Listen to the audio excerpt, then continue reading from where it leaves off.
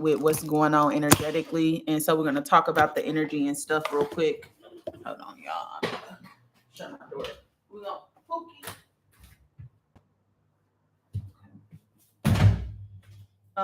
it's really aligned with what's been going on energetically. So I think it's an important conversation to have today. And then I'm going to go ahead and tell you what you guys need. So if you want to engage in the work that we're about to do, please get you a bowl of water, get you some salt. I use sea salt. Get you an essential oil or a flower smelling oil. I have rose hemp oil. Okay. You can also use jojoba oil, olive oil, um, castor oil, whatever you have. Also, you need water and a candle. I would go with a white candle just because white goes with everything. So if you have a white candle, get a white one so we can start this work. Um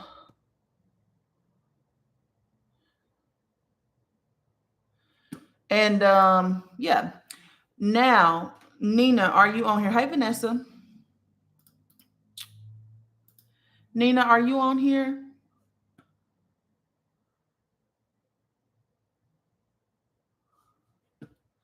And just to give that to you again, because somebody said that we was breaking up. Hold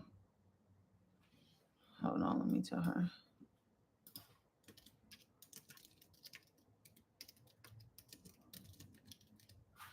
Okay. So you need a candle, you need a journal, because we about to do some releasing work. So you need a journal, you need a candle or something, just like a piece of paper to write on. You need a bowl of water, you need an oil. Again, I use rose oil, but you could use jojoba oil, castor oil, olive oil, whatever, any of the oils. Okay.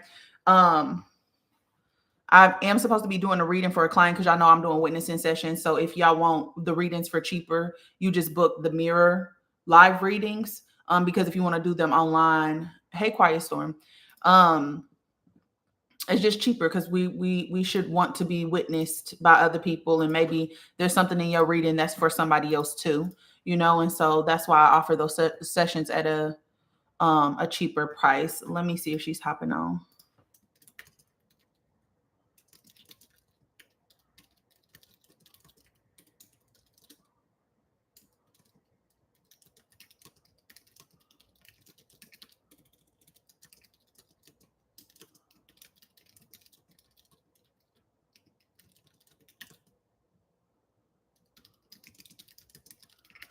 Let me write the client real quick and see if she's willing to come on. So yeah, so we're gonna kind of talk about that. I'm really excited about today because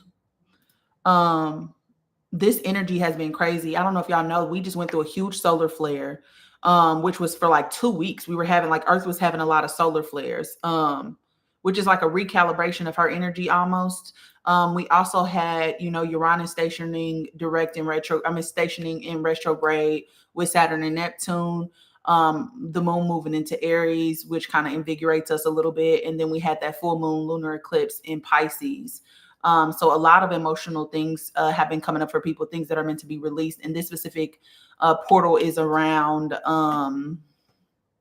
betrayal. It's so like past relationships where you feel betrayed, whether that's a friendship, a partnership, or whatever. So betrayal's coming up, martyrdom is coming up. It's really time for us, because what's happening is that Earth is tired. Earth is trying to purge. Okay. She's removing any grief that she needs to remove so we can move into a new frequency. So it's almost like Earth has reached her wits end. She's hit her wall, and she's like, yeah, no, we're gonna have to do something else about this, right? So that's what the solar flares and stuff have been about. And damn, what was I saying? Oh, the Pisces energy it's about betrayal, it's about martyrdom. It's also about silencing yourself. So not speaking up for yourself. And there's something else. Perfectionism, which is huge because we live in an environment that's basically pushing us towards performance, which is pushing us towards perfectionism. And we didn't come here to be perfect. We came here to be authentic. And if we're chasing perfectionism, we can never show up like our authentic self because we're not perfect beings. We were never supposed to be perfect being, right? So, my client didn't write me back. So until she writes me back, I'm just going to go ahead and move forward with the collective work that we're going to do today. Because today, again, the 999 portal is a completion of a 9-year cycle. So it's really interesting. So let me get started. I'll go ahead and get started and we can kind of go from there. So the 999 portal, hey, Felicia, the 999 portal opens up today. Okay, it's following this full moon and lunar eclipse in Pisces, which creates this rare energetic window of completion, of transcendence, and oversoul embodiment. This is actually considered the luckiest day of the year. Okay, and that's why I said we're gonna have to get on here and we're gonna have to have a conversation. You know, we might as well use this energy while we got this energy. Okay, this is a profound Sarai seraphic spiral of inner reset and remembrance. And, okay, so here's what you need to know. Here's what's happening. So the prelude to this was the full moon and lunar eclipse in Pisces. Okay, that happened on Sunday. This was not only just the closing, it was a release valve for collective grief. Okay, subconscious programming and distorted timelines. Now, I am a type of person, hey cutie, I am a type of person who feels things before they happen. And so for about a month and a half, I've been experiencing grief that I don't understand. I don't understand where it's coming from. I just know that I'm experiencing grief. And I also was experiencing longing, which it was new for me because I thought I was cool. I thought I was cool over here in my little single bubble. But I guess not. I guess I was lying to myself. I don't know. But I had a lot of stuff coming up to the top. And as it was coming up to the top, I was reevaluating my relationships and what I actually wanted in relationships. And I also was, I went on a vacation, you know, with my family, and I realized the role that I played in my family dynamic of trying to make sure that everybody's okay, you know, like, and that I have to stop doing that because all the people around me feel like I'm judging them when in all reality, I'm trying to make sure you good so that my mama don't have to do this work and she can have fun. And it was too much. And so I realized like the dynamic that I had been playing, and I realized that this is my last time playing that role. It's over with. It's done. Okay. So that's martyrdom, but also the perfectionism, I feel like doesn't affect me as much, but I do think that when I show up less than perfect, sometimes I'm having a physical reaction to that just because I hate feeling like I'm doing something wrong or feeling like I'm going to lead people to the wrong place. So those things have been coming up for me for this last month and a half. And I just was like, girl, like, what's going on? I thought you was cool. Like, it don't seem like you cool. Like, are you okay? But it's because the collective grief is coming up and we just feel it in our own soul's language, in our own experiences, if that makes sense. So Pisces is the final sign in the zodiac. Okay. It's the 12th sign. It's the most emotionally mature, and it governs the mystical and the dream realms. It governs the unconscious beliefs and karmic residue, which is what we need to kind of reprogram, right? Is our subconscious mind, the belief systems that we've been carrying on that has been causing the patterns, because your beliefs shape what you get up or dictate what you get up and do every single day, right? I've been feeling super emotional since Friday. Yes. I've been crying my eyeballs out Saturday and Sunday. Yes. So it's the releasing energy, baby, that you're feeling, because tears are portals, right? They help to move grief. So Pisces is also the collective soul body. Okay. So the collective soul was grieving, and there was a release that happened on Sunday around this. Now, this eclipse purged old etheric overlays, especially around martyrdom, codependency, savior complexes, and false spiritual roles. And what I mean by savior complex is feeling like you need to jump in and do something. Somebody tells you, oh, I can't pay my rent this month. You know you ain't really got the money, but you feel like you need to do something. So you jump in and you save them at the detriment of yourself. You know, compassion is sitting present with people as they navigate their emotions, but not feeling like you need to jump in and do the work for them, right? Because when you jump in that boat with them, you start to sink. And not only that, when you jump in that boat with them, you start to energetically leak, because you are here to witness. You are not here to fix or heal or any of those things, other people. Also, if you've cried, Vanessa, I love you, girl. If you cried, felt heavy, Jayla, myself, or bloated in the dream, or floated in a dream time, meaning like you was floating in the dream realm, you were purging from the oversoul level. Now, I will say this, y'all. I was in a dream, and this is the weirdest fucking thing.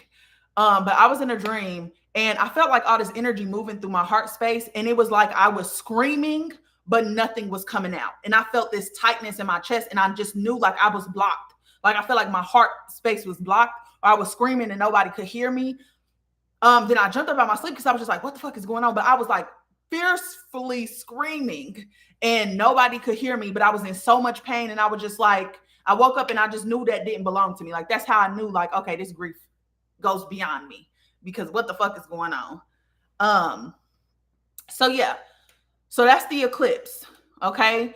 The 9-9 portal is a portal of completion, of crystalline sealing, and flame reunification. Okay. So the 999 frequency is a crystalline master of numbers. So soul mastery, timeline closure, oversoul return, and finalizing old soul contracts, which I think is interesting because on the 888 portal, that was about releasing soul contracts or patterns that we've been stuck in across timelines, right? And this is the closure of that cycle.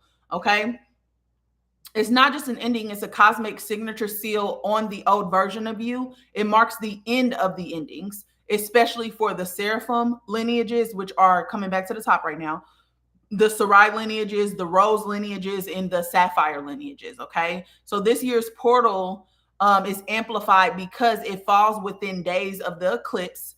It is accompanied by solar flare pulses, which open heart gate templates, because I told y'all we've been having solar flares. I think the solar flares end in 2 days, but we've been having them since the end of August. Okay, I think it was like August 22nd up until now, and it marks the start of a new oversoul activation spiral that leads up to the 10-10 portal, 11-11 portal, and 12-12 portal.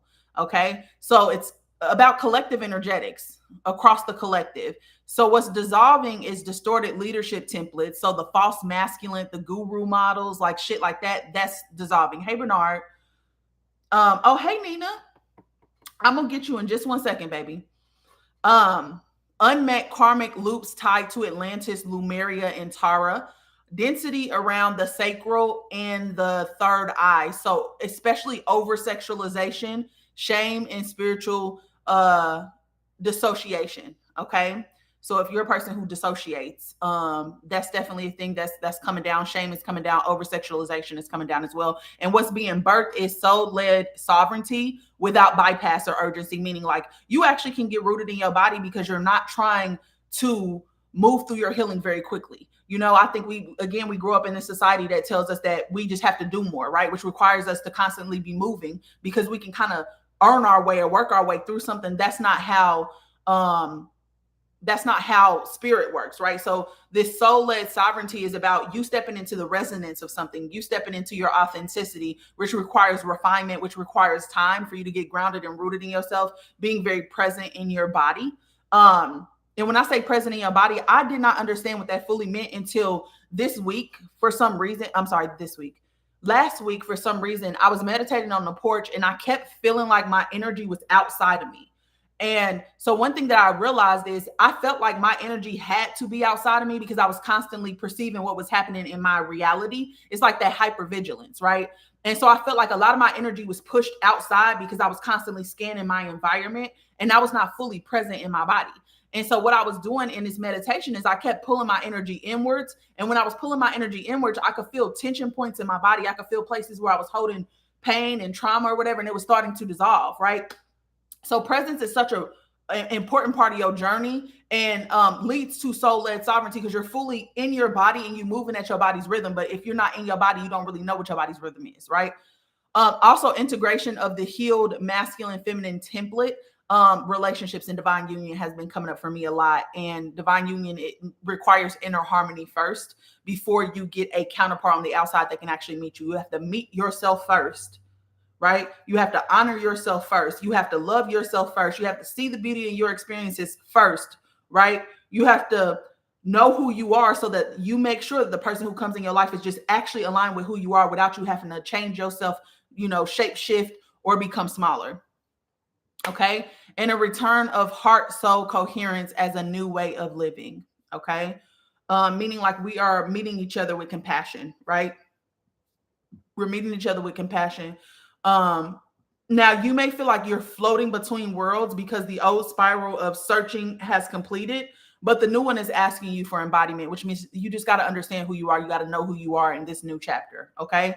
So the current window with Uranus stationing retrograde, Saturn and Neptune already being retrograde, and the moon entering Aries on Monday, it's not just a lull or a slowdown. It's an energetic rewiring of how we move, how we trust, how we build, and how we dream. So through the lens of like flame codes, oversoul anchoring, and collective recalibration, what that really means is that Uranus being in retrograde is cracking the false grids. Okay, so Uranus, you know what I mean, rules liberation, quantum leaps, and sudden breakthroughs. When it stations retrograde, it's shocking energy towards it's shocking energy to turn inwards. Okay, but not to be suppressed. Okay, it's shocking energy. The shocking energy of Uranus turns inwards, but it's not going inwards to be suppressed. Rather, it's dismantling the internal systems that once aligned with external control. Okay, Uranus is a planet about liberation. Okay, so in the Sarai Codex, this is a moment that the false light matrix short circuits from within. Okay, the old future timelines that were based on fear-driven building are collapsing. Okay, what I have realized is I have no interest in what Trump is talking about. I have no interest in the people who and I hate to say this because I sound like a shitty person when I say this, but like the people who are activists, right? And they're outraged about everything. I have no interest in that type of content or that type of, because I feel so removed from it, if that makes sense. Like I feel like that's a timeline that I cannot continuously choose, right? But also the part of you that rushed to innovate for safety is also being shut down in its distortion. And what I mean by that is a lot of us create things because we think it's going to make us money, or we think that that's what we should be doing instead of something that's actually aligned with what we want to do, right? We say, well, I want to go into tech because tech people make money, and so that's what I need to do, instead of being like, yeah, but I actually like art and I just want to sell my art, so that whole rushing to innovate for safety is changing as well. But also like the activist advocate, that whole circuit, because again, that's innovating because you want to feel safe, right? A lot of activists get into that field because they want to feel safe. And so they think that they're going to be the change. Okay. You're being invited to build a new life, not from strategy, but from source impulse, which means you have to turn within. If all of us turn within and started doing the work within, our external environment would start to reflect that, right? Because this is the reality that we live in, is the phenomenon, which means that everything that we experience in this reality is the effect of something spiritual. It's the effect of what's going on the inside, but it's just happening across so many people that collectively on the inside we fucked up, right? And so if we start healing and doing the work, the outside would start to reflect that. You can't actually make a difference in the external world by doing something in an external world. It's like you looking in the mirror, seeing that you have a mark on your face and you trying to wipe the mirror. No, you got to look at the face. You know what I'm saying? So what we need to be asking ourselves is, what internal control mechanisms do I still obey out of fear of chaos? We're going to ask ourselves this in just a second. Where have I confused true freedom with detachment or avoidance? What does sacred liberation feel like in my body, not just in theory? Okay.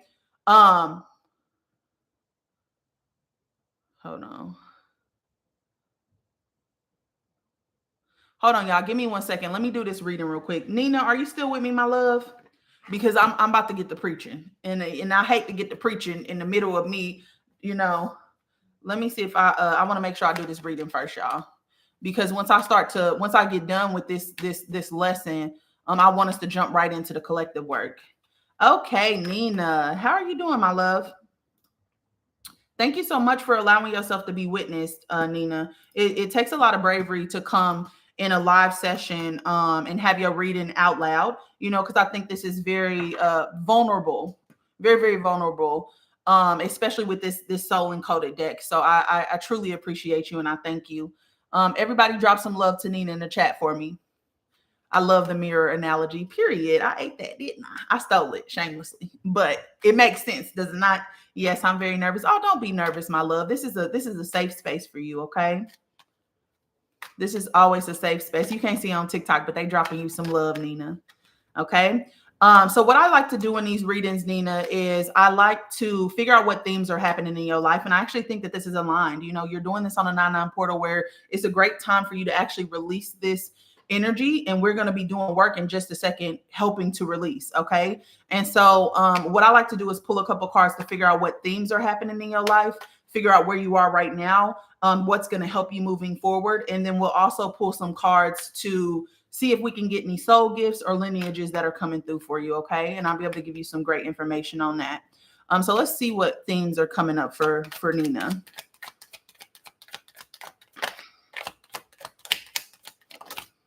Okay. Ooh, we got some ancestral things coming up for you. So that means that you are probably here to clear your bloodline, Nina. A lot of people who have bloodline energy are people who come from somewhat of traumatic backgrounds. Not saying that has to be your story, but just saying that could be. All right. So the three things that I have coming up for you, the first one is this 10 of stone energy. Okay. This is the legacy energy, or the legacy temple. Okay. You got this, Nina, period. I love that. I love the love we giving her. Okay. This is about completion. This is about generational wealth. This is about ancestral healing. Jayla, I love a bloodline baddie, period. This is about soul legacy, lasting impact, foundation, and spiritual inheritance. Okay, so the 10 of stones is the final arrival. This card represents the culmination of embodied effort, not just what you've built in this lifetime, but what you're restoring across timelines. So this is a card of legacy, of a structure that lives beyond the moment. It speaks to sacred foundations, so home, family, lineage, works that last over time. So when this card appears, you're being reminded that your presence is part of the greater temple, one built by your ancestors and expanded by your hands. There is stability available now, and with it, a chance to rest in what's been made sacred. It is also an invitation to pass on wisdom, to plant the next seed for others. So the legacy temple does not require grandeur. It requires you to ask yourself, what are you leaving behind that is rooted in soul truth? So the lesson here is your life is a doorway for ancestral healing and future blessings. So anytime that I see this card, generational trauma, shadow work is always what comes up for me with this card. And the reason being is that people who are here to clear their bloodlines feel responsible for everybody else, and so they are trying to carry the weight of their entire lineage. So I would look at any patterns or anything that's coming up specifically from that are repeating within your family line, within your ancestral line. Okay. Because that's what your energy is here to do, is to clear that out for the generations to come. Okay. The next card I get is this Stone Steward card, this King of Stone card. Now this is about sacred leadership. This is about integrity. It's about stability and structure and grounded service and stewardship. Okay. So the King of Stone is the keeper of sacred infrastructure. This is the one who has built not only for themselves, but for generations to come. Okay. This card signifies mature leadership rooted in integrity, someone who does not just hold power, but honors what they hold. This king understands that stewardship is not control, it is care. So you may be called now to lead, to mentor, to provide, or to guide others from your grounded wisdom. You are in a position to shape systems that hold others or tend to physical structures like businesses, homes, schools, spaces that reflect spiritual value. Now, there's also a call to reclaim relationships with the material reality, which means it's really important for you right now to get rooted into your body, meaning like get out of your head and get into your body. Don't try to solve issues with your mind. Try to solve it with your emotional world, because when your body is talking to you, it speaks to you through your soul, and your soul communicates through your emotions, which means that make decisions based off of what makes you feel good, not decisions based off of trying to figure things out with your mind. Okay. It also means that you need to be rooted in your body, rooted in the earth, meaning like you got to get on your own timing, which means stop going so fast, slow down a little bit. Feminine energy or earth's energy moves slow. It's more so about coherence and resonance than it is about doing something fast or getting somewhere fast. Okay. Also your finances and your offerings as well. None are distractions from your path. They are your path. So you're being asked to step fully into embodied sovereignty, meaning be more of yourself. And the only way for you to be more of yourself is to use your emotions as a guide, not as like an indicator of a personality trait. And what I mean by that is like, most people think, oh, well, they'll take on, well, I'm always depressed and anxious, right? And then you put yourself in the energy of being depressed and anxious instead of looking at depression and anxiety as you being out of alignment. So whatever choices you're making right now for your life are not aligned with the happiness that you seek. So you need to make different choices. Your emotions are supposed to add depth to your experience, but they also supposed to help to guide you closer to yourself. If it feels good and it creates a good emotional experience, it's saying move towards that. That's a yes. That's getting you closer to who you are. But if it makes you feel bad, it's telling you put up a boundary and move in a different direction. Whatever option you have selected, select another one because that one's not working. Okay. And you also need to create from this place of calm and ethical vision. So what this card really tells you is that sacred power does not come from domination, meaning like, don't try to control everything. The only thing you really can control is yourself. It doesn't come from domination. It comes from devotion to structure, meaning like you have to decide who you are, make sure what you do is aligned with that, and devote yourself to tending that like you would tend a garden, right? And a garden don't grow overnight. You gotta keep watering, you gotta keep planting, you gotta keep checking, right? So that's the second thing that's coming up. So the first thing is that you might feel overly responsible for other people. You're here to kind of clear out that bloodline. But the way that you're doing it is super, super important. That's done through you really, really rooting yourself in who you are and getting out of your head and into your body. Okay. The last theme that's coming up is called the Eight of Waters, and this is called the departure. Okay. This is coming out in the shadow side. And that energy is the energy of avoidance. It's the energy of emotional shutdown, guilt, fear of grief, delayed ending, soul numbing, or pretending that all is well. Okay. So you might be carrying the weight of everybody, doing it gracefully, might fall under that archetype of the strong, independent woman, but, underneath, that's not how you actually feel. Okay. So in the shadow part, in the shadow, the departure becomes a ghost walk. You may physically leave, but you may be carrying emotional burdens with you, or you may be refusing to leave at all, clinging to a version of connection, identity, or comfort that no longer fits you. You may avoid grieving altogether, pretending things are fine while quietly dying on the inside.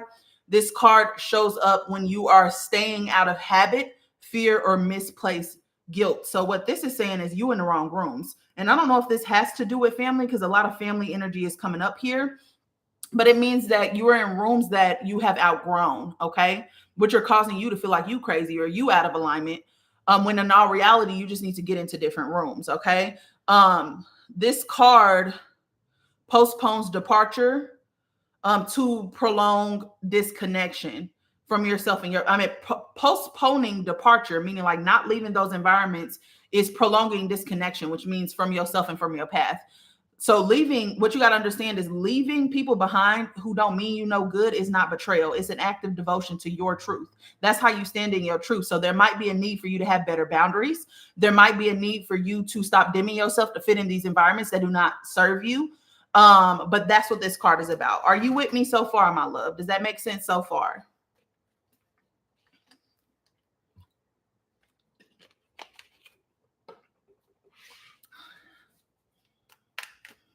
Y'all are so sweet.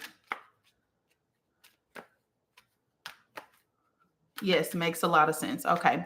So let's figure out where you are right now. Okay. So those are the themes that keep coming up in your life. Where is Nina right now? Okay. Where is Nina right now? Okay. Ooh, baby. Good things are happening, Nina. I think it's a reason this explains why you showed up at my door. Okay, so the first thing that I get is the five of flame, which is conflict energy. Okay, but this is in reverse, so it's coming out in the shadow side. Okay, so when this card comes out in the shadow, this is about comparison. This is about defensiveness. This is about identity confusion, feeling like you need to prove yourself, and mimicry. Okay, so in the shadow side, this card reveals a reactive flame, meaning that a person who is entangled in proving themselves or comparing themselves or mimicking other people out of fear that it's their own light that is not enough. Okay, this comes with a little bit of self-worth, okay, issues. Now you may feel triggered by other people's success or visibility, or become defensive when your flame is questioned, meaning like when people question what you got going on. Okay, there's often a sense of internal competition and confusion, and constantly asking yourself, who am I? Is this even mine, to carry those type of questions? So this is where your flame acts not to be louder, but to be truer. Okay, which means that you got to stop worrying about what everybody else got going on around you, and you got to pull that energy back on the inside and create. It's okay for you to be different. It's okay for you to do things in a different way, but it's really important that you make sure that the steps you take right now are truly aligned with who Nina is, not what society tells Nina to be, what your family tell you to be. Who is Nina? And you got to be okay with being called crazy or being called different or being called weird in the process of you trying to discover who you are. Okay, because this card, when I see this card, all I see is that you don't know yourself enough. Okay. So the advice of this card is you don't need to fight for your truth. You only need to remember it was never up for debate. It was never up for debate. This card is also a card of authenticity, being okay with being yourself, even if that's different than what everybody has showed you, even if people reject you for it. Can you still stand in your integrity and stand in your authenticity? Okay. The next card that I get after that is the Ace of Water.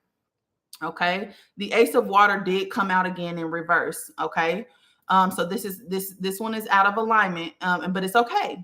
Okay, so this is the Ace of Waters. It's coming out in the shadow, and this is about emotional confusion. It's about over attachment. It's about undefined longing, false romanticism, and overwhelm as well. Okay, so in the shadow side, the soul stirring can feel like drowning in longing. You may sense something ancient awakening in you, but you don't really know what it is. There can be a tendency to over attach to the first person idea or memory that triggers this feeling, believing that they are the answer. Okay, this card in shadow often reflects a state of emotional fog. You may be feeling deeply, but you may not have the tools to discern where it is leading you. Okay, you also can be romanticizing the past, idealizing potential partners, or becoming overwhelmed by the soul ache that seems to have no anchor. So the advice here is longing is not a direction. Now, I told y'all over these last month and a half, I was dealing with grief that I didn't understand. And all of a sudden I started longing for something in the past, romanticizing some shit that I wasn't even good. Wasn't even good. It's just the last time I felt something, right? When you start to feel longing, it's not, don't let that longing direct you. Meaning like, yeah, you're going to start thinking about the last time you felt something. Yeah, you're going to start thinking about the last time you felt like somebody loved you and all of those things. However, this is not a compass. It's not a signal for you to go back to them old patterns. It's a signal for you to turn inwards because one of your needs is not being met. Okay. And so you have to go inwards to meet that need. So I think out of this is about emotional reaction and feeling like you need to prove yourself. Okay. This is about neglecting yourself, right? Because that's what that longing comes. Your needs are not being met by you, not anyone else. Okay. So these two cards tell me that you really need to get to know yourself a little bit better. You need to sit with yourself. You need to sit in stillness. You need to be present in your body. You need to work through what's going on in your emotional world. Okay. All right. How do we get her there? How do we get her there? What steps does she need to take? What things does she need to look at?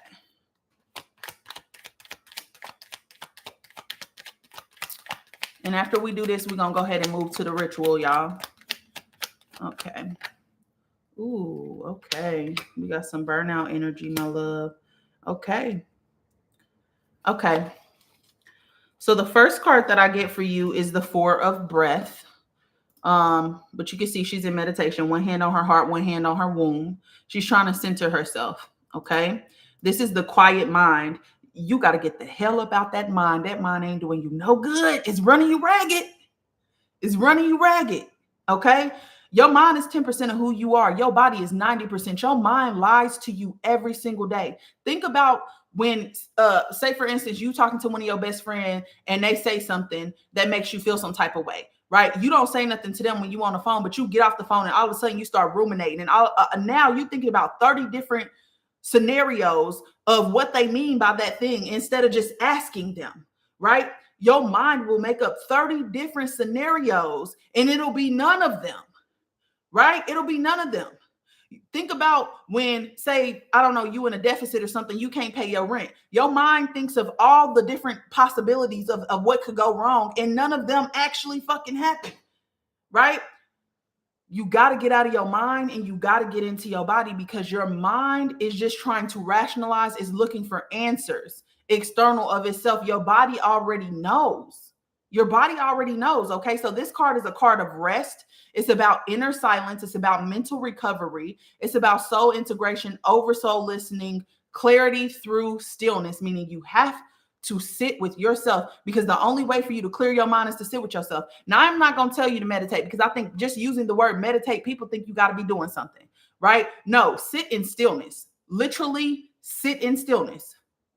That's it. Whatever comes up is the stuff you have not dealt with. Write it down in a journal. And that's what's going to be your journal prompts for that week. Okay. So the 4 breath invites you into mental stillness, not because nothing is happening, but because something deeper is trying to reach you. This is the moment when the mind exhales. After conflict, meaning you're in a state where you're emotionally reactive, and you might be reacting to a bunch of things because you're triggered and because you have not dealt with what's going on inside of you, right? After conflict, confusion, or inner noise, the soul now asks for space to integrate what has been revealed. You're not disconnected. You are processing. You're not lost. You are listening. Okay. So that means you got to process what's happening. This card often appears after a period of mental strain or truth activation. It brings the medicine of pause, of solitude, and gentle spaciousness.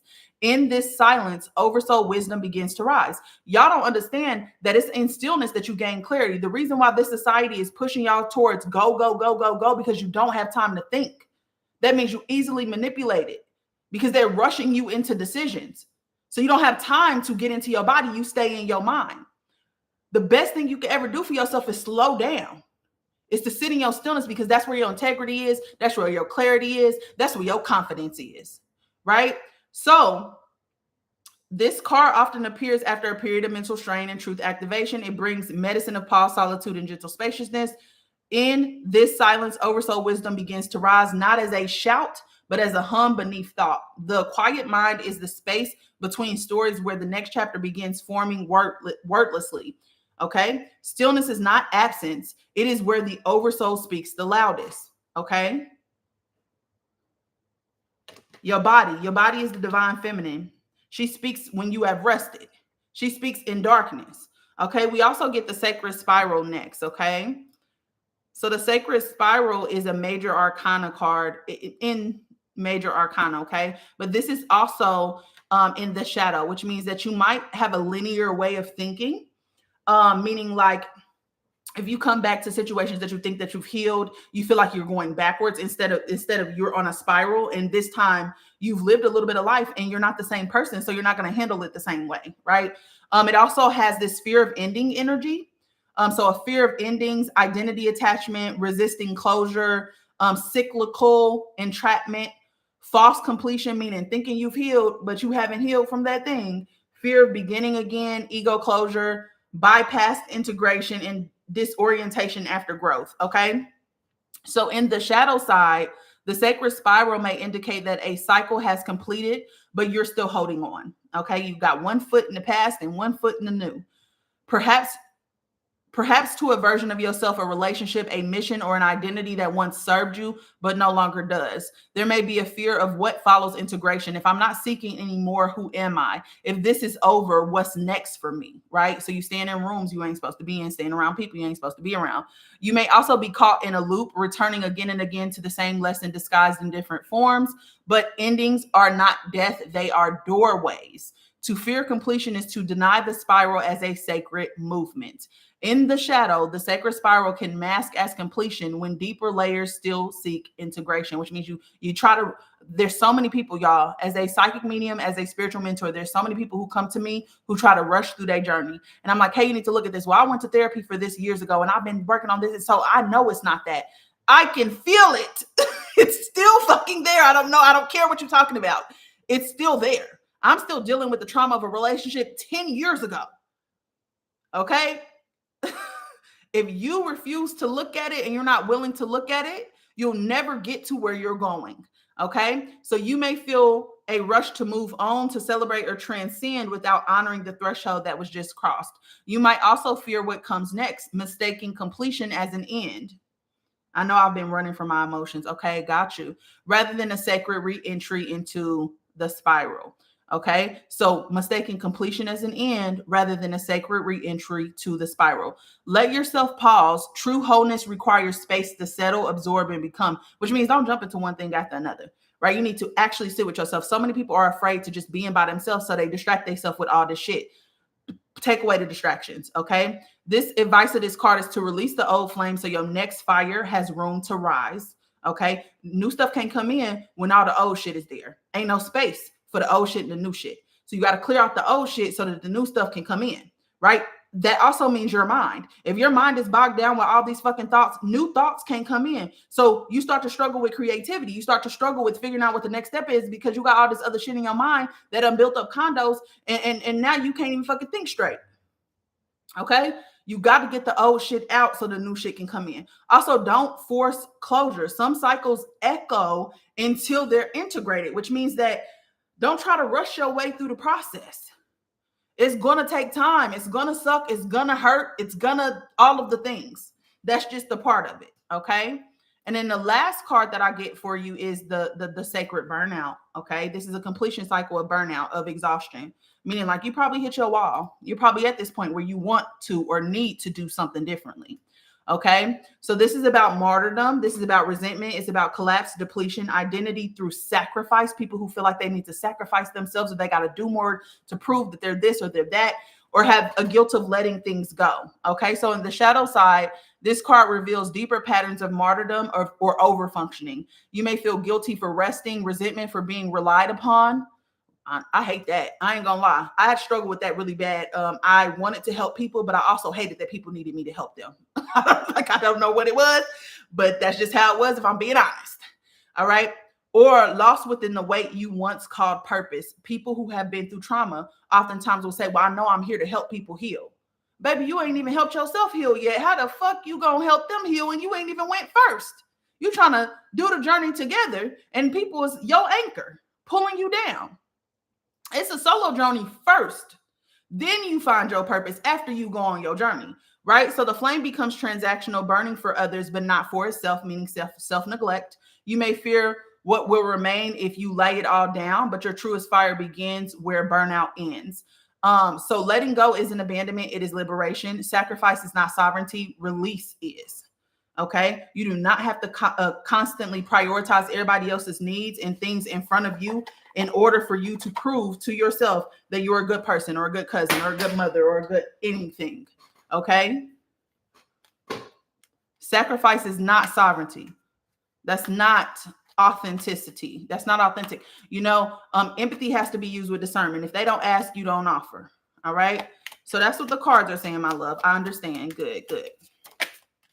So let's see what my other oracle deck says, and then we'll get back to the ritual, y'all. And maybe I'll do some readings afterwards to see what specific things people might need to integrate. The Tone Weaver. Okay, your voice is important, my love. All right, so we get the Tone Weaver. The Tone Weaver is a gift. All right, it functions. The function of a Tone Weaver. Okay, this is a gift. Is to weave sound, frequency, and harmonic patterns. Lineages are usually seraphim, opal, and sarai. The gifts is a awakened remembrance through song, light language, vocal frequency, or resonance. So that means you got to be in your original tone in order for you to do what you came here to do. But the shadow side of this energy silences itself or tones itself down for other people, feeling like other people don't listen to them. They feel unseen, they feel unheard, but your voice is one of the most important things about you. You just got to figure out when to act. Okay. The next gift that I get for you is the sacred witness. Okay. The sacred witness means you got to be in the energy of neutrality. You can't jump in and fix everybody's shit. Right. So the sacred witness is holds sacred neutrality in the midst of polarity. Okay, which means you got to be able to see the nuance in a situation. There is no right or no wrong. There's multiple things that can exist at one time, right? And when people, once you know yourself, because this is the cards is telling you, you need to know yourself. Once you know yourself, can't nobody come in and tell you who you are. So when they projecting or they pushing their fears onto you, you can actually stand on your square when you're standing in this neutral energy. Okay, I think a lot of times people confuse sovereignty with isolation.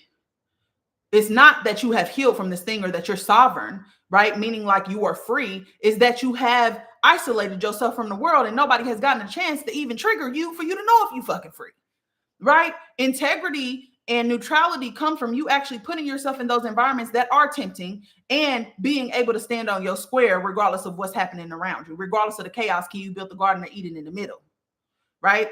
And so the shadow side is dissociation, meaning like people dissociate from their emotions. Also spiritual bypassing or frozen detachment. So the activation message here is you don't need to fix or flee. Witnessing is holy work, meaning don't jump in and try to fix their problems. Don't make their burdens your burdens, right? Witness. Compassion is just sitting present with people while they navigate their own shit, not jumping in and trying to save them and steer the ship for them. Everybody is on their own journey. Okay. Unconditional love, true unconditional love is realizing everybody's on their own journey. They got to learn their own lessons. You can't do the work for nobody. And until they're ready to change, it don't matter what come out of your mouth. Right. And so with them being on their own journey, you got to trust them to make the decisions that are most aligned with their life without your interference, because you understand that they're on their own journey and they're going to have to do the work. If you jump in and you save them from this one situation, say, for example, you got a friend who's in an abusive relationship, you go over there, you kick his ass, you pull all her shit out the house, and she over there the next day, it's because you can't do the work for somebody. So you may delay the process for them. You may get them out of this one situation, but it's going to keep coming back until they do the work. Right? It's like everybody come in with their own canvas. You paint your picture, but you look over at their picture and say, yeah, I think you need a little bit of yellow right here, but you don't even know what the fuck they painting. Unconditional love is allowing people to make the choices that are best for their life without your interference and supporting them in that if you can. If you cannot support that in them, if they're doing something that is completely moralistically wrong to you or whatever, then you get the fuck on, but you don't try to change them because that's part of their process. They mirroring something to other people too, right? It's not judging people because you understand that everybody is a mirror to you. When you look at them, you say, had I made those same choices, this is where I would be. It gives you confirmation on the path that you chose, confirmation on who you decided to be. But that mirror still needs to exist because other people need that confirmation too. So it's not judging them because that was an option for you had you made those choices, right? That's what it means to be a sacred witness. You came here to witness. You did not come here to fix. You embody the change you want to see. And when people need your help, they will come to you. Next, we get the diamond flame. Okay. The diamond flame is a mirror flame. All right. So its source lights is purity transmission. These are frequency purifiers and unity anchors, which means that they speak so precisely and clearly that it cuts through illusion. They collapse timelines. Okay. They hold the pure flame under distorted pressure, but the shadow side of this energy is they become fragile. They don't know how to be present with their emotions. Okay, an emotionally fragile person is somebody who gets defensive and offended by everything. They're emotionally reactive because they don't want to deal with what's going on inside of their body. They also experience energy burnout and divine detachment. They detach a lot from their emotional world, okay? And then you also hold embodiment codes, meaning you came here to embody in this lifetime, which means you have to actually get in your body in order for you to embody. You have to ground yourself. You have to root yourself. You have to figure out who you are, because when you're more yourself, you are embodying. Okay. So it's a new level of wholeness is being anchored within you right now. You are no longer speaking from memory alone, but from presence. The message is this is not performing. So you need to stop performing. Stop trying to be what everybody wants you to be who you actually are.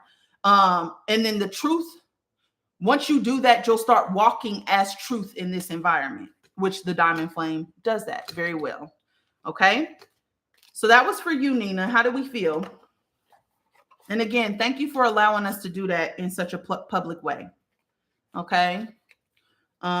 That's very brave and courageous, and more people could benefit from being witnessed.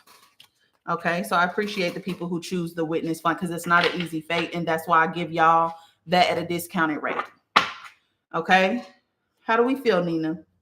Give me some confirmation, and then we can move back into our I feel good about it confirms how I feel. Good, my love. Good. Well, I am going to send you some rituals to do, Nina, that I think are going to help you. That's the 10 of flame. I want to send you a couple of things that I think would definitely help you. And I'm going to send it in our group chat, okay? Okay.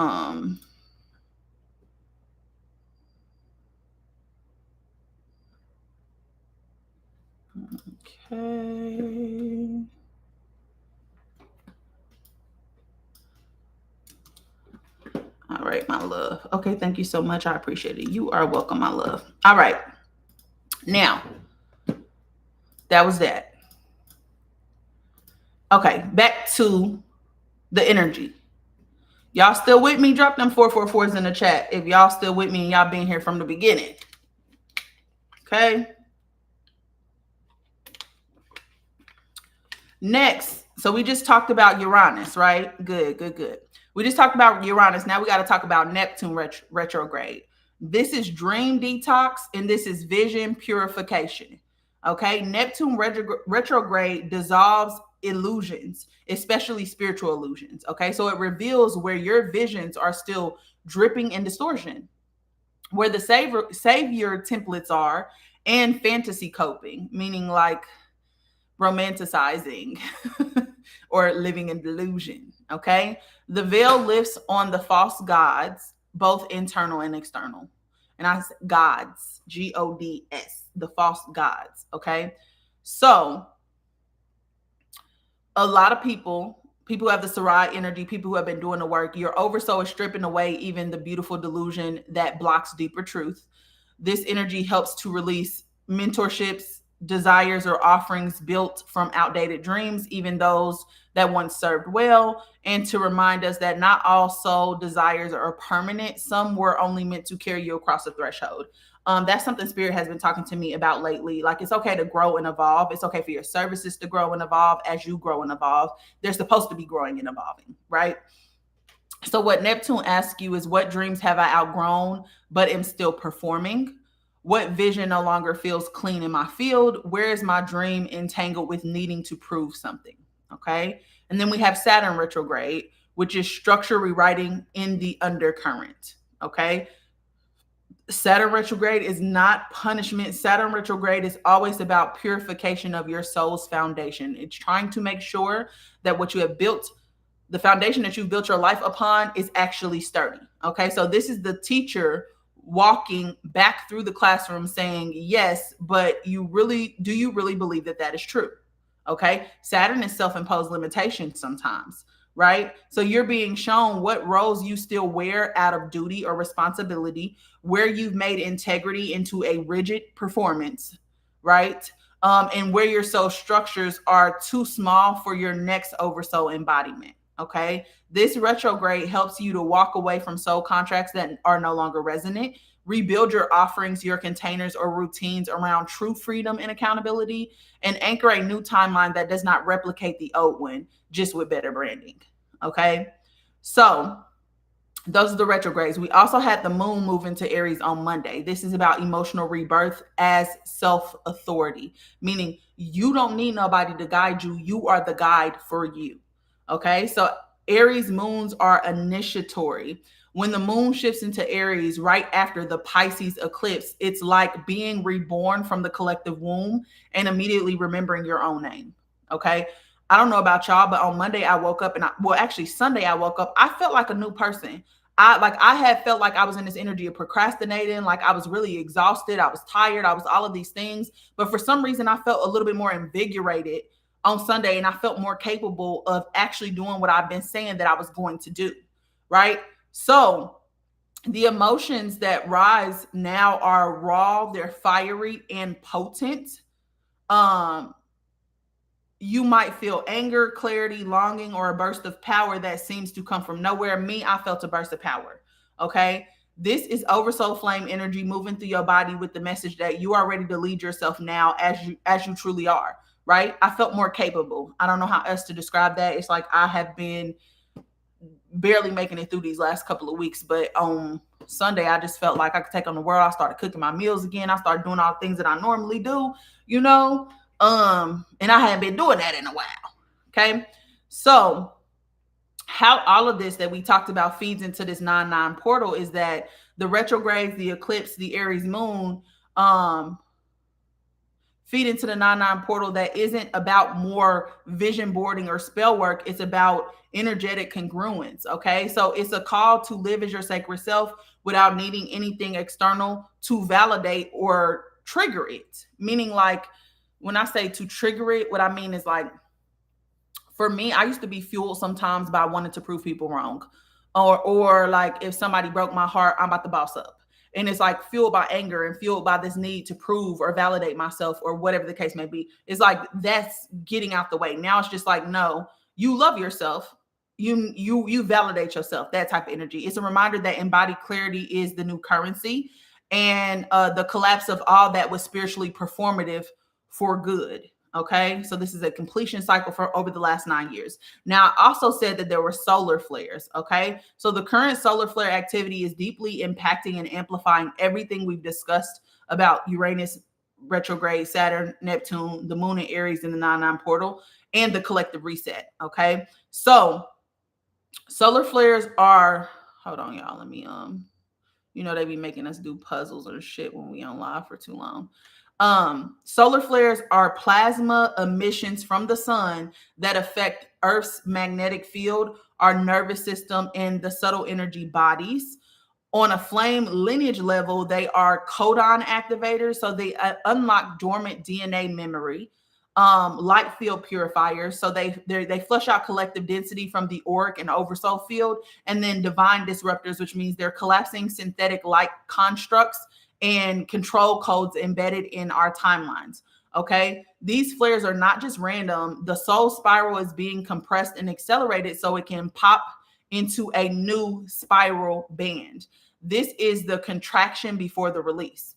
Okay, so with Uranus in retrograde, the flares mimic Uranus's shock waves, but from the sun itself. Okay, they act as internal jolts, kind of like, how, like, if somebody is about to die and they say clear, and it, poop, poop, whatever Genuine was doing on that stage, right? That's what this is. So it breaks open areas where we've made peace with distortion, meaning like we have just settled and we said, you know what? For example, toxic masculinity. I was talking to a man this weekend. I don't know why I was talking to a man, y'all. Why was I talking to a man? But I was talking to a man this weekend, and he was very, very seeped in toxic masculinity and had just accepted that that's just the way that it is, that men are not supposed to be vulnerable. I hate that for you, right? But you can't get through to somebody who is committed to the distortion, right? So what this energy is doing, like if somebody is dealing with that, it's breaking through that and making them deal like, okay, you accepted this thing. Yeah, clear, break that shit open. Now what? Facing people to deal with the shit that they just have conformed to in society. But also it's rewiring your nervous system to hold new levels of authentic clarity. And it's recalibrating your truth or your flame so you stop reacting through trauma response and start responding through oversoul knowing, which means that, people who, a lot of times when people are emotionally reactive, they're not reacting to that one thing that's happening in that moment. They're reacting to the 10 times that people have played with them in the same way, right? So what this is doing is recalibrating that so that you're not speaking out of emotion and that you're actually speaking from a place of knowing, okay? With Neptune in retrograde, Neptune clears dream distortion and solar flares burn off spiritual delusion at the cellular level. So this can cause sudden grief, which I talked about, sudden grief, disillusionment, or ego collapse. Also, visions intensifying or suddenly disappearing to force recalibration. Meaning like pulling into yourself, disappearing so you can force recalibration, but also crystalline downloads, ancestral echoes, or galactic flashes. The dream you thought you were building might dissolve altogether, only for the real one to take shape. Okay. With the 9-9 portal, this is the vault opening frequency. So solar flares pierce open the coded chambers in your DNA, which hold pre-fall templates of embodied sovereignty. You may feel pressure in your head or your crown. Your heart field surges or sharp clearing pains may come, which I had somebody reach out to me yesterday saying that they was feeling like this weird flutter or this weird, it wasn't like pain, but it was like weird surges that were happening behind their heart space. Pelvic and sexual energy flooding upwards like a serpent's coil. So that Kundalini energy, I ain't even gonna tell y'all. I've been feral in these last couple of weeks. I don't know what's going on. I had to sit in meditation, like, hold up, tell me something, because I don't know what to do with this. I don't think my body has had this type of reaction in a long time, sis. What's going on? I thought we was locked in. Why is this happening? Right? But sexual energy is emotional energy, is creative energy, right? Is sacred energy, all of them. Also, sleep disruptions and oversoul visitations as well. These aren't glitches, they're initiations. I had a random dream the other day where I was in this space. Like, I don't know how to explain this. Me and my brother was in this space and we were on air mattresses, which told me this is a temporary thing, right? And we had been in that space for 3 days. And then this lady comes and like them old, not old, but them black women who have an ethereal presence about them, like the Felicia Rashads, the Moesha's mama, like those type of black women. It was a black woman there, and I was looking up at her, and she had said something. I had said something smart to her. She said something smart back or whatever. And then I was just like, oh my gosh, you're ethereal. And she kissed me on my mouth, which is initiation, by the way. And so I jumped up out of my dream because I don't like women. So I was like, what's going on, sister girl? But you might have strange visitations, is what I'm saying. Now, with the moon in Aries, you get cellular courage. Okay. So this is big. The solar flares supercharge the fire element within you, which Aries rules. Okay. So you're being shown where you still obey emotional compliance patterns, you suppress your sacred rage, or you water down your voice so other people feel safe. Okay. So these flares clear the nervous system imprints that kept you frozen or over controlled. It may feel like fire moving through your blood or a sudden impulse to speak, to lead, or to cut cords as well. Okay, now the oversoul codes and the flame lineage activations that kind of come from this is the Sarai flame, the crystalline flame, and the obsidian flame holders. These flares are waking up the oversoul stargate codes locked deep within their morphogenetic fields. The DNA seals in reversal placed after the fall of Tara are shaking loose, even if only partially. I did a exclusive live yesterday in my Patreon talking about this. But the fall of Tara is something that happened pre-Atlantis, is what Earth used to be called, pre-Atlantis. And when we fell into distortion, energetic manipulation, there were seals that were placed on our chakra system that caused them to be seen as separate. They used to actually work as one unit, but now they're in separation. And then there were seals that were placed on our DNA strands 4 and up to keep us from having access to this higher harmonic civilization, Tara, because we were falling into distortion. Okay, so some of those seals that were placed on our DNA are being shaken loose. So we might start gaining access back to higher harmonics, places that are in dimensional folds, things like that. The heart womb crown alignment becomes possible again, which is the mother arc. Okay, this was fragmented intentionally in old timelines. So you may also hear ancient tones or names during meditation, channel languages or geometric sequences, be called to rewrite soul contracts or offerings that no longer vibrate with new harmonic bands. I've been doing a lot of rewriting work in my flame lineage readings. If you guys have not checked out my flame lineage readings, please do that. I literally, tier 3 is amazing. Okay, if you need mentorship, tier 3 is amazing.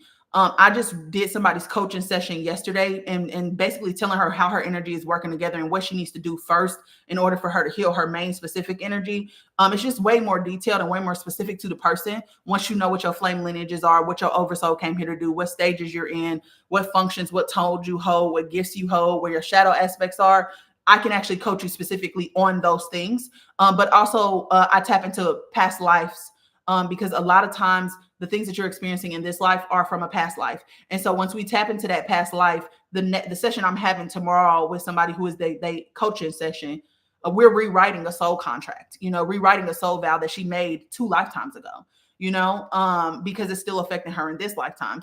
And I actually need to do one of myself that's affecting me from when I was a temple priestess in Egypt. Okay. It's been plaguing me for 3 lifetimes, and it has me tied to 2 people, and I keep incarnating with them because I won't let this thing go.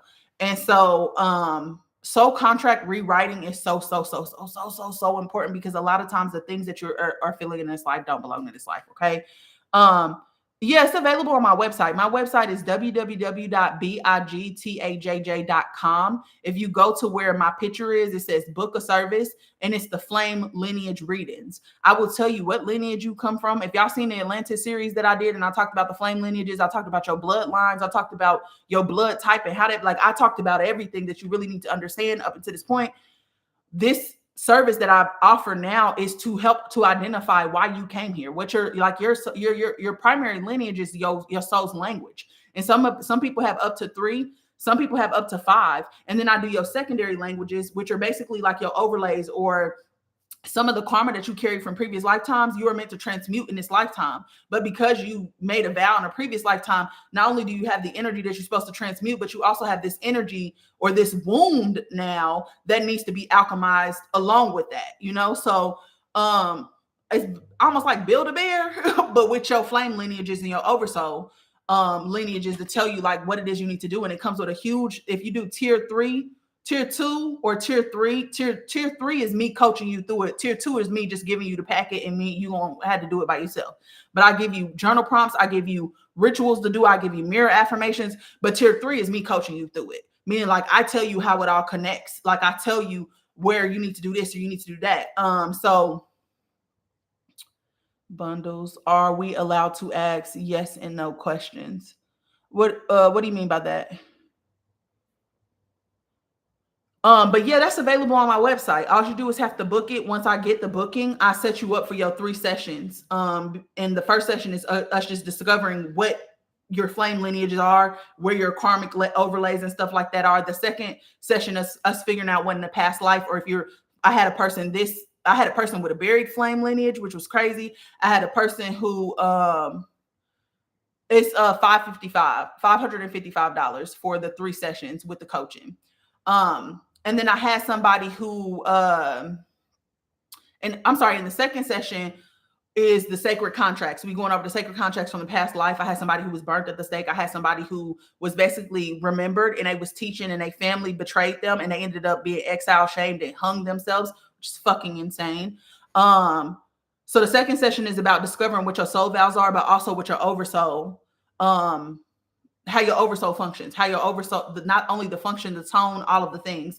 And then the third session is about coaching, me coaching you specifically on what you need to do, me telling you what you need to do in order you need to do it, how all your energies are interacting with each other, all of those things, and setting you up for success. And during that month of you having me, or it could be a little bit over a month, depending on what you need, because I have to give you time in between to integrate and to do some of the homework. You have access to me through a chat. Do I need to give you details like time of birth? No, it has nothing to do with your time of birth, but it helps, because I do look at your elements, meaning some people have a fire crisis. Some people need more fire energy. Some people need to heal these specific energies because they don't have a lot of it. So, if you want a more detailed advice in the embodiment session, yes, but it's not necessary. Okay. But if y'all have not checked those out, please check those out. This is probably my best work. This is probably my best work. And I love doing it. It's interesting. A lot of people have the only people that I've gotten so far, I've been asking for people who are resonant, are people who have rare lineages, meaning lineages that have been underground for 12,000 years, lineages that have been underground for 1,000 years, but Earth is now at a frequency where they're starting to be activated again. So it's very interesting. Okay. So we're about to do the ritual portion. We got a couple things to do. So notebooks, if you don't like this type of work, it's okay for you to exit right now. I'm also going to post this on YouTube later. So first we need to do the work around Uranus and the moon. And then we're going to do the 9/9 portal work. And then we'll do some crystalline embodiment.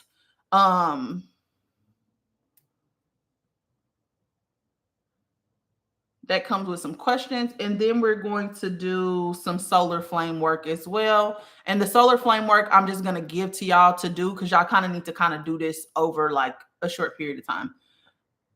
It does align with your human design in a way, but it's like, yes, it aligns with your human design because human design is telling you what energy you carry. So I've completely reinvented human design. I don't do human design in the same way that I used to because it was missing the soul part of it.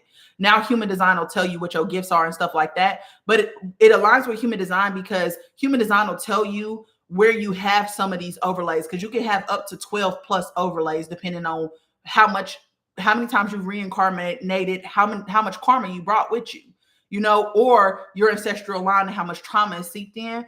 And so the human design will tell me when you'll heal those overlays and stuff like that, because some people don't heal certain things until after 50. So it can give me like ideas about that. It can give me confirmation. It can tell me where this energy is affecting you, that type of thing. But yeah, is this why I may feel like I have a headache or sinus congestion? Yeah, a lot of times that's upgrade energy. Okay, so we're about to start doing the work. Please get you a candle. I would get a white candle or a blue candle. Also get you a journal. We need some salt. We need some water. We need a bowl, and we need an anointing oil. Okay. When y'all ready, drop 444 in the chat for me, so I know y'all ready, and we can go ahead and get down to business. Okay, memory's ready. Lisa's ready.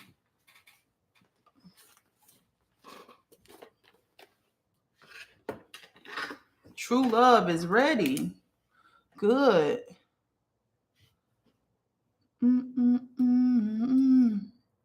DeAndrea is ready. Cutie Pie is ready. Or is that Cutie Pie? Laura's ready. Good. Can I still do it without a candle? Yes, you can. Just imagine a candle being lit in your mind, girl. Because whatever's in the physical existence spirit, you can do the whole thing in your mind if you want to. Okay? So I want you to go ahead and light your candles for me. If you have some sage, go ahead and clear your space. I'm going to clear my space real quick because I've been working with clients all day.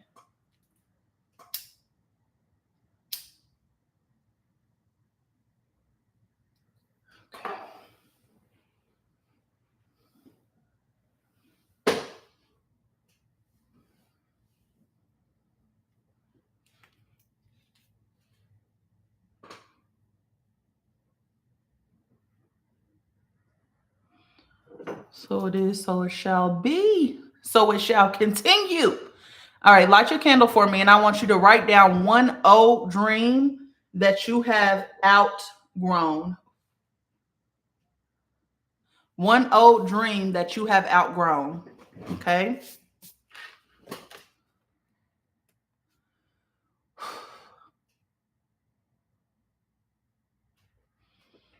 One old dream that you have outgrown. What was I trying to do? Oh.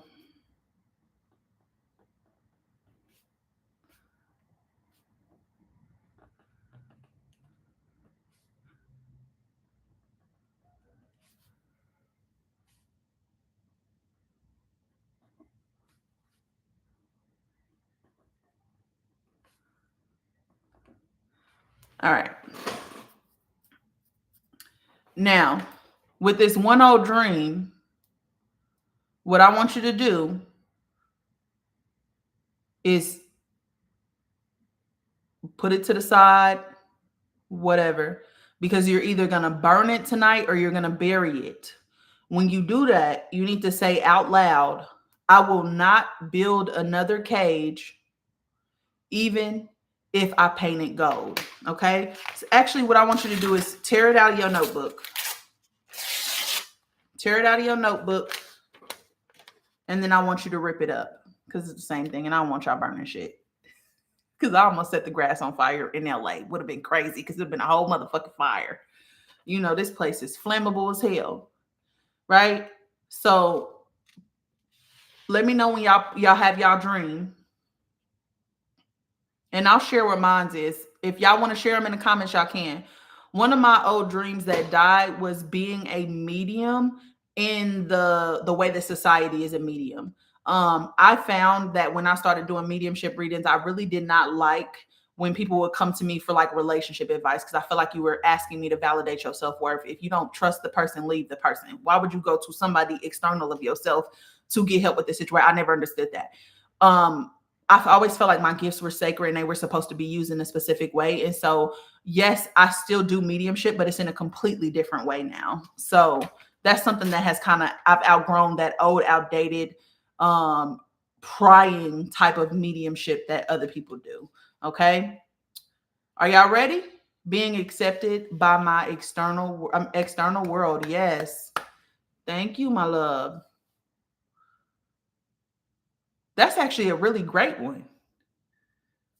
Travel awkward. That's a really great one. I also say martyrdom.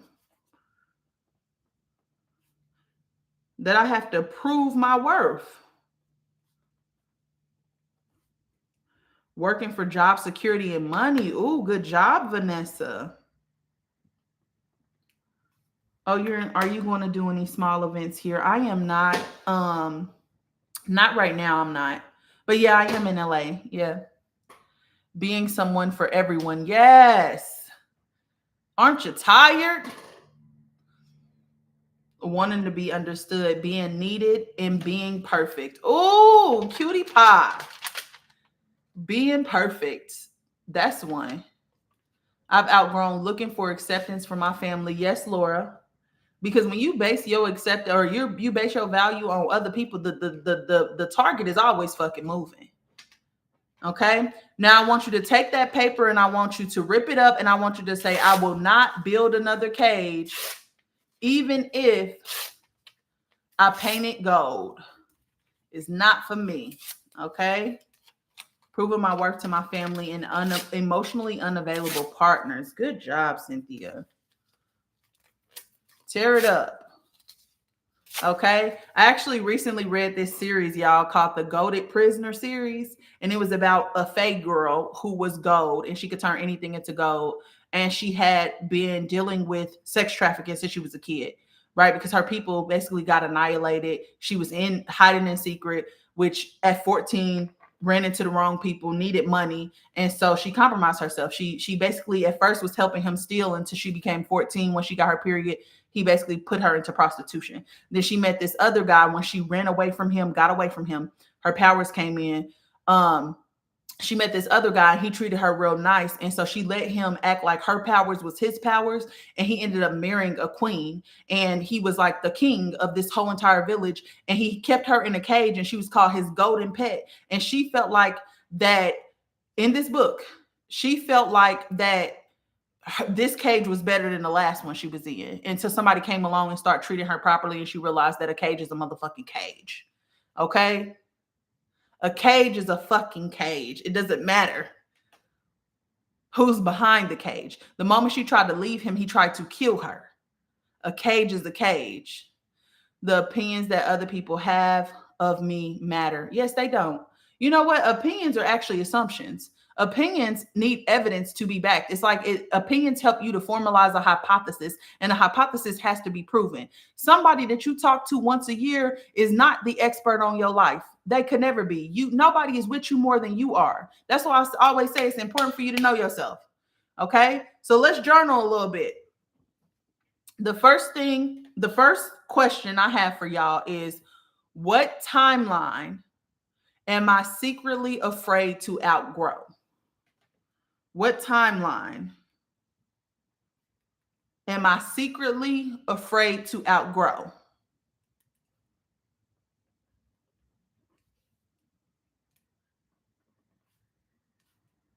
And if y'all want to put them in the comments, I'm down with that. It's okay. You can just watch Ken. I'll put this on YouTube as well. And so you got a couple days, or you can just answer in the comments. I'm down with that too. I got a candle lit for all of us. Okay. This is a sacred space that we cultivating together. All right. What timeline am I secretly afraid to outgrow?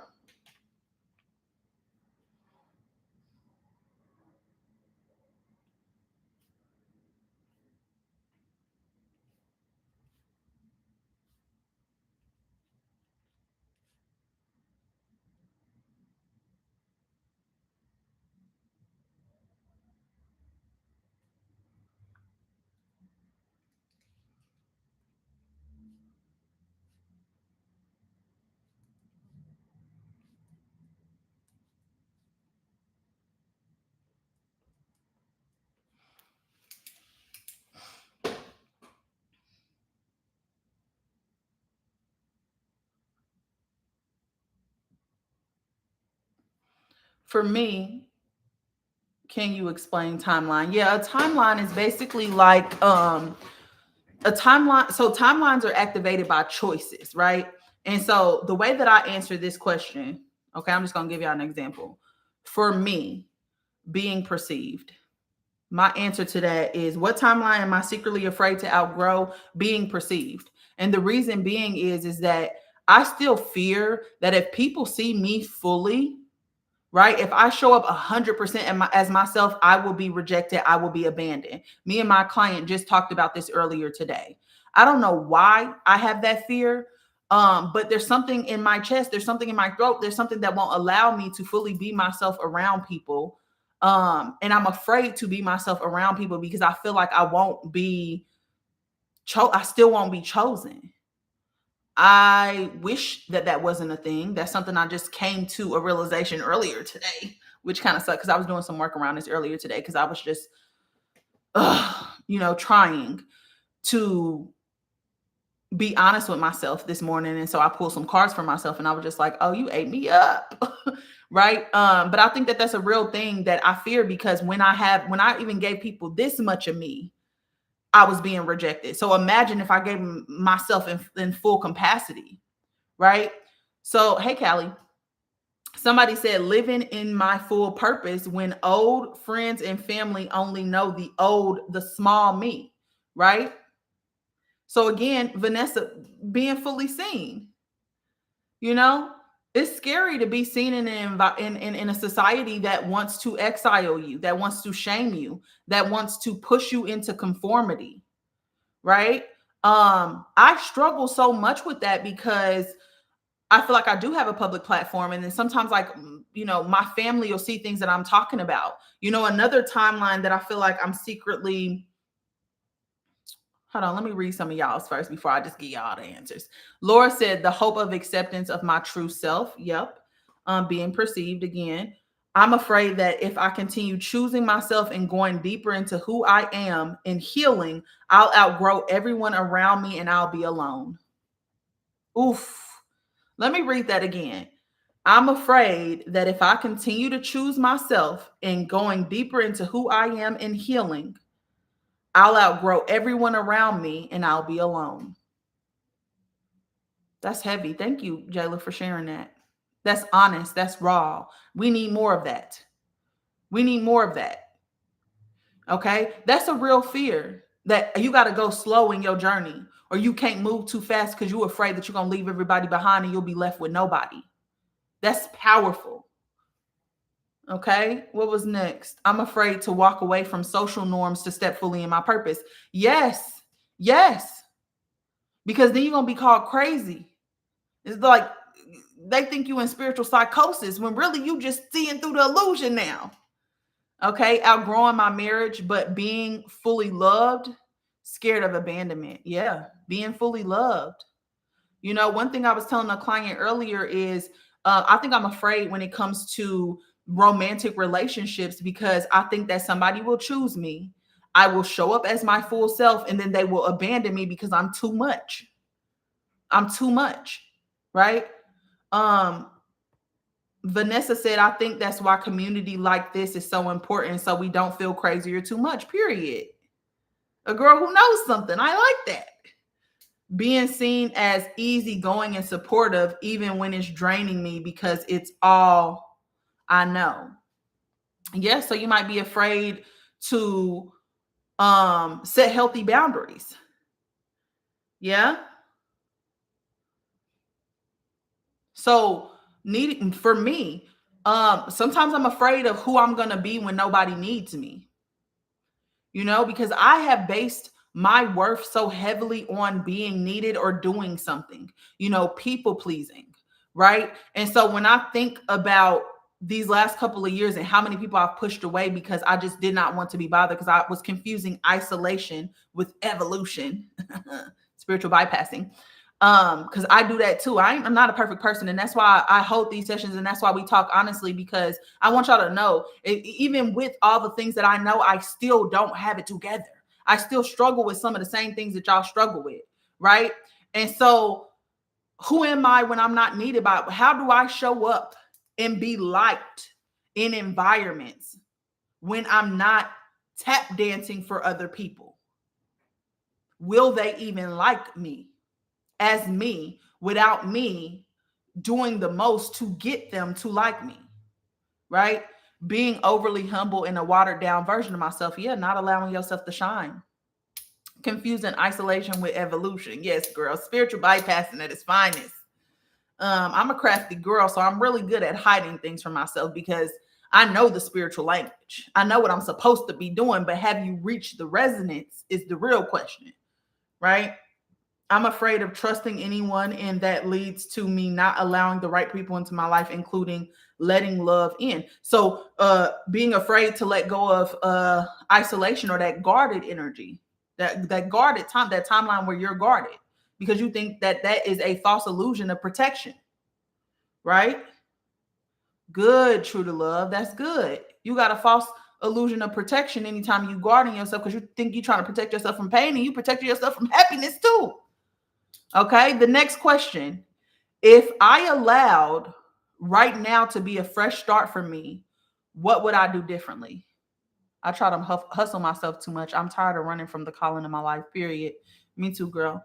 The next question. If I allowed right now to be my fresh start, what would I do differently?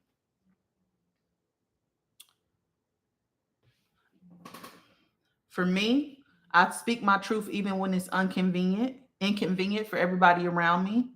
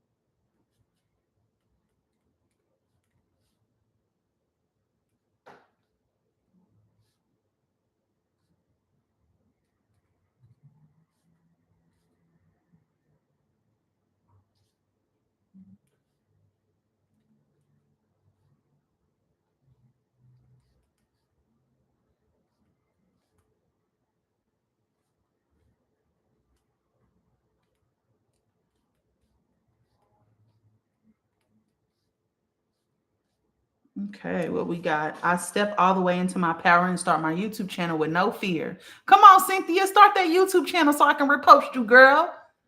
I would be vulnerable. Stop shrinking myself for other people. Yeah, period. I would accept me as I fully am without critique. Yeah. Some things that I put on here is start my day and end my day with tending to myself first. Because I feel like I'm constantly, even in the work that I do is about helping other people, and so I want to make sure that I'm prioritizing myself in all of that because proper support and nurture for other people comes with self-care. I would exercise compassion and empathy with discernment. I would trust that I am enough to receive as I am right now without me having to do nothing. True fact, same for me. I only really have one best friend that I have been low-key bypassing that's been on a different frequency lately. So I've been distancing myself in solitude. Ooh, okay. It's time to let it go.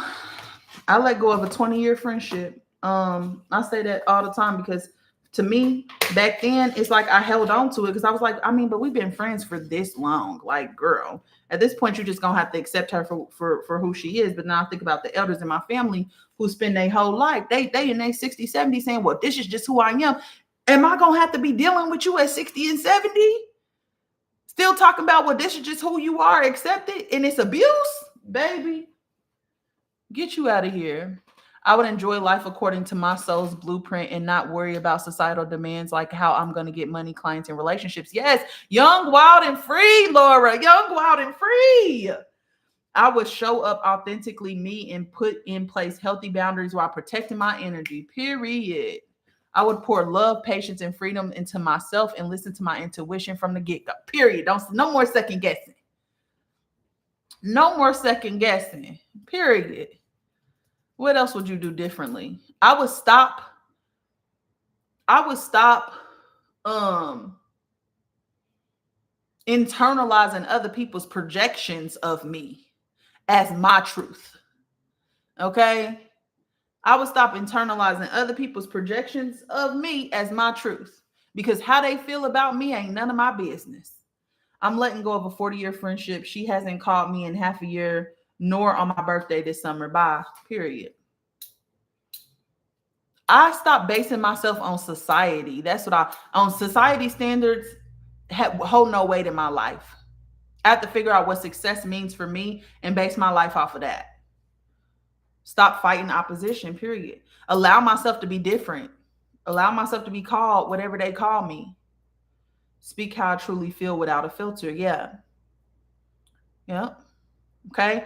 The next is, where is my sacred rage trying to birth a new path? Okay. Because some of y'all need to get angry, because the anger is the part of you that wants to protect you. Anger is telling you where you need boundaries. Okay. So where is my sacred rage trying to birth a new path?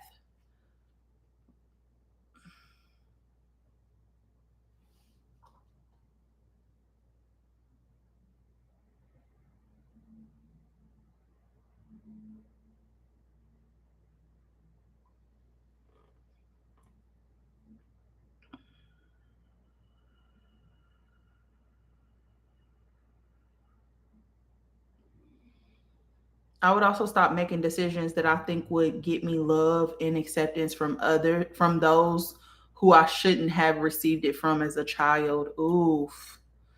Good, Jayla. Good. Okay. Where is my sacred rage trying to birth a new path? Basically, where do you feel like people got you fucked up at? Where do you feel like people got you fucked up at? Um,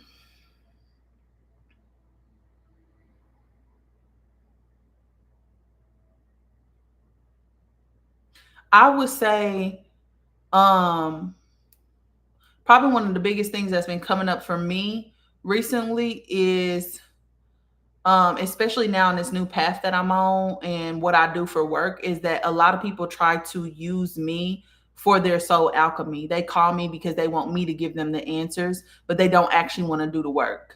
And that pisses me off, because then I spend so much time pouring into you, investing into you, and then you call me the next week with the same motherfucking problem and you haven't done nothing about it. And so you're just basically, you feel how clear my energy is and you want to use me for your alchemy, you know?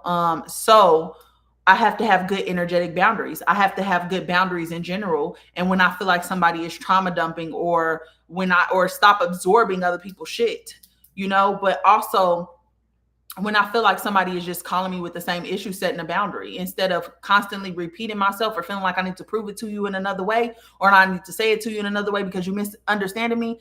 Instead, I just need to realize you're not ready to change and that it's not my job to hold your hand through this. You know, instead, I can just have compassion for you, sit present with you as you navigate it, but I don't have to be involved. I can be neutral in situations that before I felt like I had to jump in and save. Stop using my trauma to fuel my anger and responses. Yeah. Mm-hmm. Yeah. Showing you where you just need better boundaries, you know, showing you where you need to heal. Be more compassionate rather than judgmental and irritable. Yeah, that's a good one. That's a good one. Because compassion sometimes for other people sometimes is hard when you're living in trauma, right? Or when you're trying to prove to yourself that you're different. And so what you'll do is look at what somebody else is doing and you immediately separate yourself from that because you don't want to be perceived as that thing, right? Or you'll criticize them. But in all reality, um, that's a mirror reflecting back to you what it is that you need to see in yourself. You know, I started saying I observe, not absorb, period. I stopped waiting for people who aren't really ready to change, period. Good job, Laura. Confusing calm water for safe water. Thinking that because I'm always leaning back, I can't sit up. Taking advantage of me and my kindness, trying to manipulate me. I think my sacred rage is trying to lean upright quick, period. That's a real good one. You know, I've never really been super judgmental, but I think I've been judgmental about specific things because I was taking on the belief systems of the people around me instead of how I actually feel. It's like when you look at Gen X, and a lot of them are homophobic, but it's not because they're actually homophobic because they have gay friends and stuff like that and they love the community. It's because they were conditioned to believe that they're supposed to be this way. You know what I'm saying? Not saying that that's an excuse because it's really fucking not. But like really, really, I think what this question is asking you is to relook at your belief systems and make sure that they actually align with you, and that you're moving in alignment with them, but also have better boundaries, to stop opening my energy to those who misunderstand, undervalue, and use me as a source of energy. Oh, yes, girl. That's basically that's what I was trying to say. Exactly that. Okay. I love how you shared giving, sharing your empathy with discernment. Yeah. Empathy is best used with discernment. It's the only way to use empathy. That's high heart consciousness. That's how you get out of polarity. Yes, right. Yes, no, black, white, hot, cold. That's how you get out of that consciousness and you realize that there are multiple truths is when you can use empathy with discernment. Because some people play the victim role very well.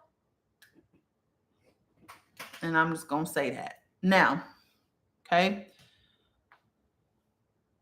So, everybody, get your bowl of water. Okay. I don't know why I be using this Tibetan bowl as my bowl of water, but that's what I'm using. Get your bowl of water. Okay.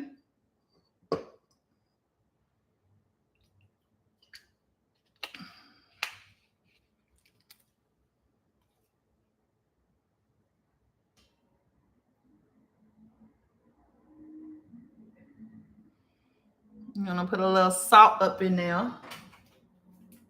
The relationship between me and my father is like, ever since I moved back, I feel like he's energy harvesting off of me and my daughter. Don't let him do it.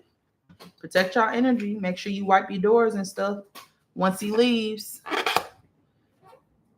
You know, don't make it an everyday thing that he's around. You need a little bit of distance. Okay.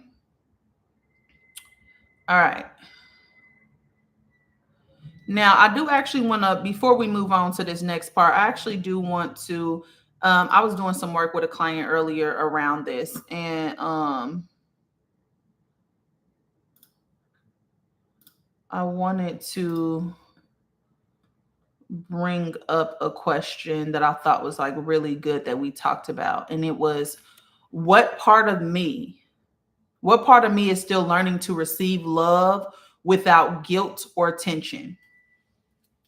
Okay. What part of me is learning to receive love without guilt or tension? And then the next question is, what does my younger self still believe they need to apologize for? Okay. Those are the two questions I want next, because those are things that we need to release. Okay. So what part of me is still learning to receive love without guilt or tension?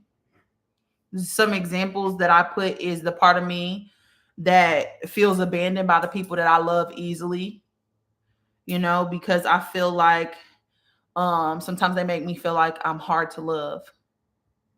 But I love them easily in a full capacity, but I just feel like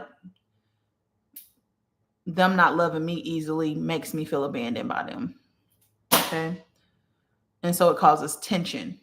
A part of me that feels guilt receiving love is the part of me who does not want to be perceived as thinking that I'm better than people, because I feel like that was a common thing that was said to me, especially like when I went to college and stuff like that. It was just like, oh, you think you better than us? Or like I have a cousin who I stopped hanging around her because of a sexual abuse situation that had nothing to do with her, just somebody who was in the home with her.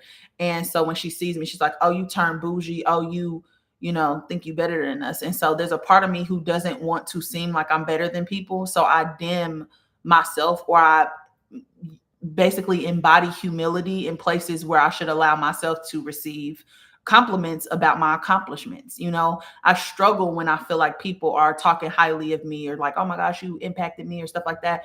I struggle with receiving that when other people are watching because I don't want to be perceived as somebody who thinks that I'm better.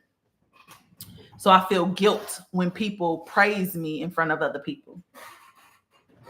And I try to shut it down very quickly. Okay. That's what I mean by that. What parts of you still are relearning? What parts of you are still learning to receive love without guilt or tension? Okay.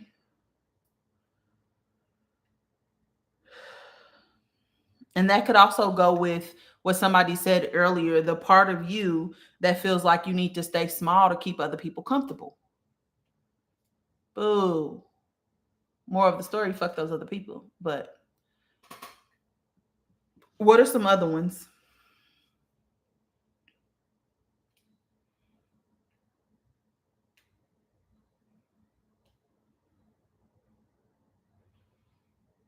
That I'm enough just as I am. Good. I think that's a big one. Feeling enough. Because this was the question where I realized that my fear in being chosen by somebody else is that if they fully see me, they're gonna end up abandoning me anyway. So I'm not good enough, or I'm not going to be good enough.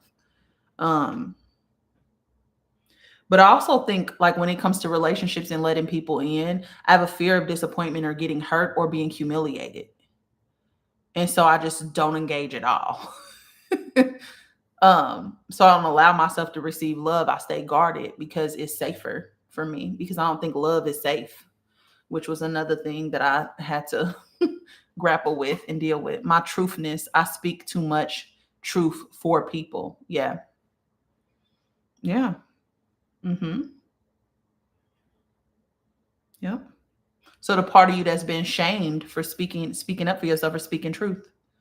Literally me in my hermit mode right now. Yeah. Um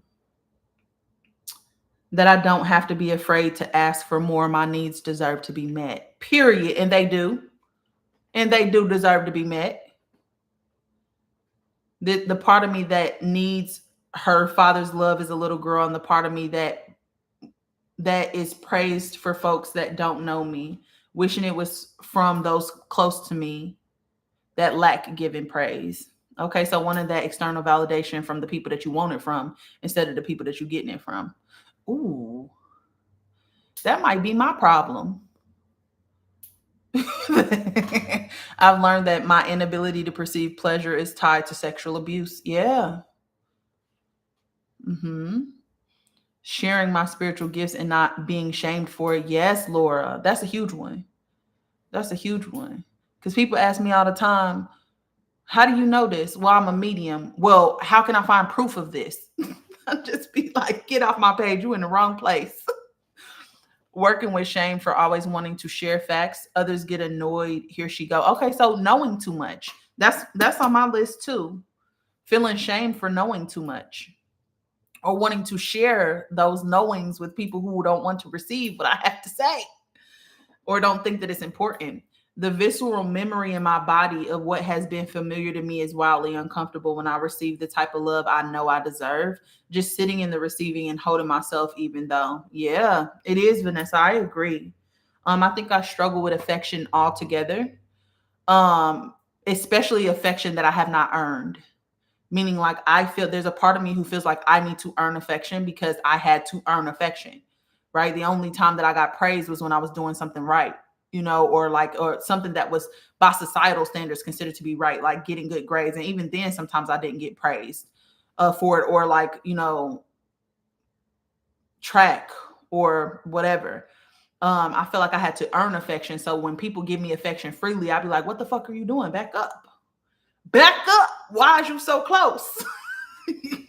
Yes, I feel burdensome when I start sharing my gifts and having deep convos. Like, damn, here she go again. But I genuinely can't help it. Me either. It's you see too much, you know too much. Yes, guilt for the passion I have for sharing knowledge. Yeah, for me too. I think I feel guilt, or I feel tension. Um, I feel guilt around loving people too much, being the lover girl. And the reason being is because I've been shamed for that, for loving freely. Like, no, you can't go into a situation like that. Like, I've literally had to be coached when I was younger, had to be coached in how to deal with people. And I didn't understand why people just couldn't be honest. Like, why we can't be honest about the way that we feel? Why do we gotta play games? Why do you gotta wait 2 hours? If they text you back 2 hours, then you gotta wait 4 hours. Why? When my phone is in my hand. I understand. So I used to get shamed for being honest in relationships, or just being honest in general, being myself in general. Like, I don't want to play these games. So I don't know why TikTok never sent me notifications anymore when you go live. Oh, they some haters. Hey, boo. Having to have those hard conversations, here goes abandonment again. Yeah, I'll be on the same wave, earning love. Like, I used to work so hard for a little slither of love. Yeah. Yeah. Don't want to be perceived as needy for wanting love and connection. Yes. Yes. Why is everybody so afraid to love? I don't understand. OMG, yes, I think I'm perceived as sensitive and soft. Like, I can play all day, but I don't want to do that. I want to be a lover girl. I want to be a lover girl so bad, but the society is not built like that. So I feel shame for being a lover girl when that's just who I am. That's just who I am. Okay. But there's also a part of me that believes that I'm the problem because I've been gaslit my whole life. Okay. So there's a part of me that believes that I'm the problem and I need to be perfect, or I need to be ready first before I can receive love. There's a part of me that is, again, afraid to be seen in my fullness as well. But that last one really stabs me in the heart. Because I feel like if I'm not perfect, meaning like my body is not in the perfect shape, or if like any of those things, then I just need to hide away because I'm not ready. Or, if somebody is showing me affection or attention, or if somebody even when my client said earlier, body images, her body image issues. Anytime people try to tell her, oh, you look good, or you whatever, her mind start going 1,000 miles per hour. I had my cousin, this ain't even funny. My mama laughed at this, but this really pissed me off because I really was about to eat his old ass up, but I ain't do that. But my cousin was like, your mama like to smoke, your brother like to drink, what you like to do? Because I wasn't drinking or smoking when I was with my family. And I was really proud of that because I really stood on my square this time. And I just had coffee and I said, monitor. He said, what do you do? I said, monitor. And he was like, nah, you like to eat. But that's not a bad thing, cuz hold the fuck up. I know your beer belly ass ain't almost with here. Listen here, jailbird. Like, I was about to go there, but I was just like, people's truth don't have to be my truth. If I don't feel like it's a problem with where I am right now, I do not have to internalize that. But I was about to eat him down. I just couldn't wait. And I said, people don't realize that I actually enjoy humiliating people. I get a thrill out of the comebacks. And the comebacks be so motherfucking quick. I shock myself. I don't even know what I'm about to say to you, but I know I'm about to eat you up. See, I be having to remind myself, Taja, really back in, really, his truth to you don't have to be your truth. And that's why stillness is important, because then you don't move out of reaction. Yeah, you're too deep in my game room. For real. But yeah, get out of my mind. Yeah. I'm in a space right now where I don't actually understand the concept of love right now. That's okay. I think actually I'm in a space of redefining what that means to me, because it doesn't really fit societal standards. Like, I couldn't imagine sharing my apartment with somebody. I didn't even do well with roommates. I fought every single one of my roommates. Like, every single one. I cannot have you around me. Like, I cannot. So yeah. And I'm also not a person who like needs to be in your skin 24/7. If you just left here this morning at 3:00, why is you harassing me? Like, I don't understand. But that could also be in protection of myself as well. This is just coming up as I keep hearing you mention loving others and receiving love. Yeah. My clapback game is unhinged. I'm going for the gut. I'm aiming to make you cry.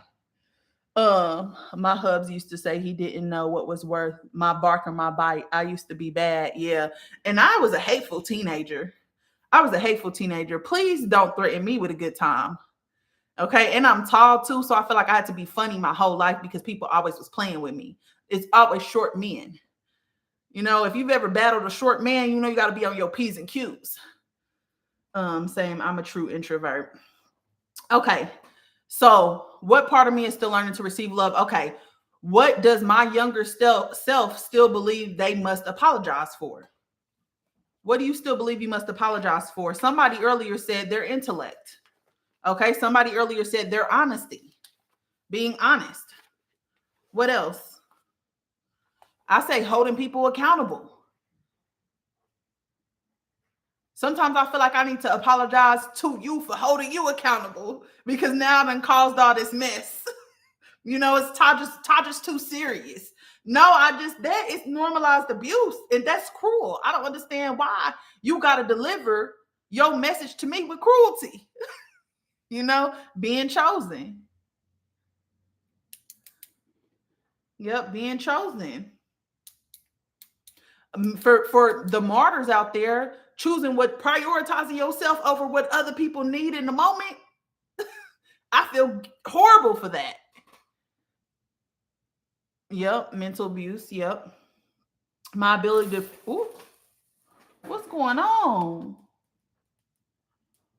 Let me blow you out. I don't know what's going on over there. My ability to feel into things being too sensitive. Yeah. Me too. I always get you too serious. You too, baby, listen. Then I'll just have to be the serious one because y'all play too motherfucking much. Okay. Lisa, yes, we talked about this earlier. She said being pretty. Okay. Listen. That's a big one. And for me, it's kind of more than that. For me too, it's benefiting from colorism and texturism as well. Like I feel like I always have to apologize for that or apologize for my height. You know, apologize for the way that I'm shaped because my whole life I was shamed for the way that I was shaped. You know, like my mom didn't want me to be fast and my grandma felt like I need to cover up because I'm too shapely and grown men are going to be looking at me and I'm like, why is that my responsibility? You know, and so I would feel shame or guilt for the way that I am, you know. Also people, you know, when I be like, because my hair wasn't always, I didn't know that my hair was curly until 2021. Before then, I was getting perms. I was getting whatever. I thought my hair was like everybody else's. I did not know until I was in like almost through college. And so then people would tell me like I didn't have the same hair struggles as them because I have good hair. And I'm like, girl, this hair just got good like 3.5 days ago. But anyways, I think that's a big one too, because I think like sometimes when people feel insecure about themselves, they'll project their shit onto you. Being a leader or going for what I want, period. My awareness of everything and everyone. Sometimes I wish I could just be ignorant. Not for real. Me too. I wish that I didn't see as much as I see. But also I say, I feel, what was the question? What does my younger self believe it still has to apologize for? Not conforming, not being practical, wanting to release toxicity, wanting to get rid of the toxicity. You know. All right, y'all ready? So let's do the portal work. Boop, boop, boop, boop. All right, so light your candle, or your candle should already be lit. My candle started acting the fuck up, so I might have to light another candle. Making people feel difficult, have difficult conversations, and deeply question social norms. Yeah. Being too emotionally intelligent. All right. So gaze into your candle and say, I honor the spiral that brought me here. Okay. I honor the spiral that brought me here. Okay. Dip your finger into the water and I want you to anoint your third eye. Okay. Your heart, in your sacral. Salt helps to purify, okay? And say, I return my flame to its highest spiral. I seal what no longer belongs. I return my flame to its highest spiral. I seal what no longer belongs. And then I want you to write down the version of you that you are ready to, write down what versions of you are ready to be sealed in love with. Okay? What versions of you are ready to be sealed with love? I don't know why the fuck I said that like that. Write down what versions of you are ready to be sealed with love. And then we're going to either burn, bury, or rip. Okay? So all of the versions that we have talked about in this discussion, all of those are ready to be sealed with love. Okay? I seal what no longer belongs is what we're saying. So the version of you that have been abandoned, the version of you that could not speak your truth, the version of you who felt like you had to conform, the version of you that felt like you were too much, okay? The version of you that felt like you're offending other people by being yourself. All of the versions that we talked about, okay? The version of you that needs acceptance, yes. The version of you that just wants to be loved, okay? All of those versions. I want you to write them down in a list because you're either going to bury them, burn them, or rip them up, okay? So the version of you that fears visibility, that feels like you need to perform to be loved.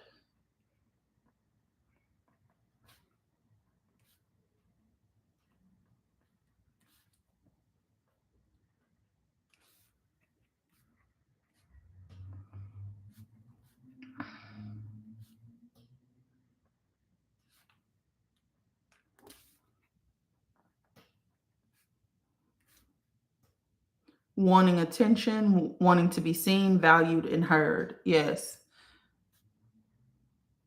Wants to be accepted.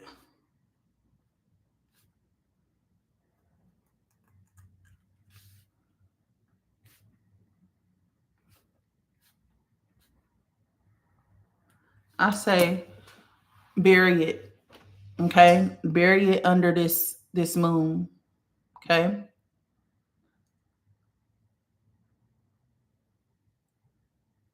The version that over explains. Yep.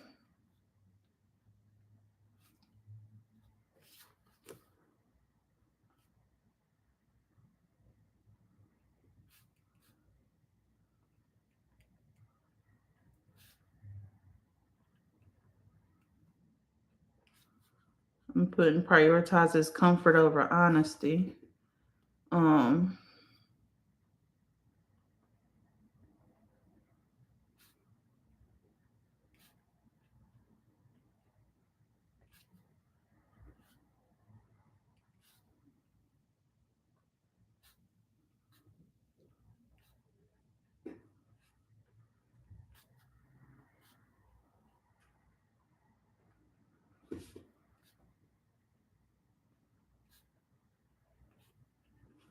Okay. All right. Now I want you to close your eyes for me. The shrunken version. Yep.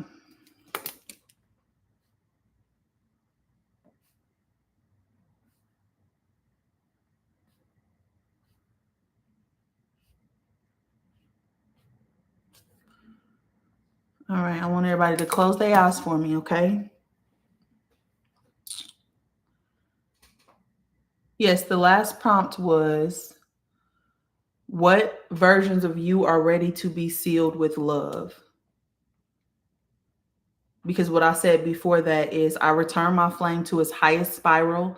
I seal what no longer belongs. So everything that we talked about in this session is a version of you that needs to be sealed so that it's no longer ruling over your life. Okay? So everything we've said in this session, everything we've shared,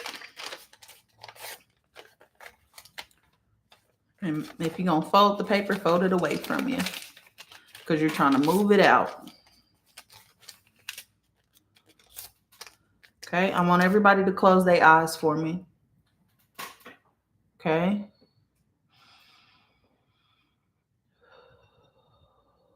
You are in a dark place. Nothing is in front of you. Nothing is behind you. Nothing is above you. Nothing is below you. You are floating through nothingness. You are completely safe in this space. I want you to see yourself floating and see a bunch of grocery bags on your arms. I want you to breathe in deeply. And once you exhale, see all the grocery bags fall off of your arms. This is all the doubt, confusion, abandonment, martyrdom, fear, visibility, everything that we've talked about in this session. Just see it falling off of you. Notice that your skin is starting to glow. You look like a star in a body. See it, feel every space in your body until your entire body is emitting a light that comes 6 inches off of you. You are completely safe in this space. Feel safe.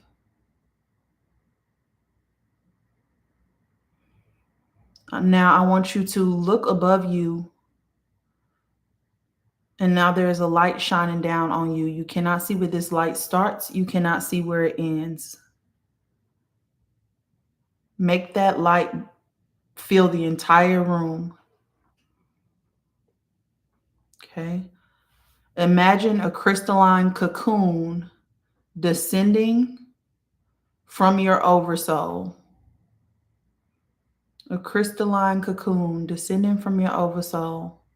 And I want you to breathe into each chakra and say, I call back all fragments that are mine across all time, all realms, all spirals. I am whole. I am clear. I am now. See that crystalline cocoon descending down. Breathe into every single chakra and say, I call back all fragments that are mine across all time, all realms, all spirals. I am whole. I am clear. I am now. Then let the sapphire white crystalline energy weave through your spine. Okay. And you want to hold your womb and your sacral, or your womb or sacral, which are the same thing. Hold that space as it recalibrates. Okay. So keep breathing. Breathe in deeply and see a sapphire crystalline energy weave up your spine in a spiral.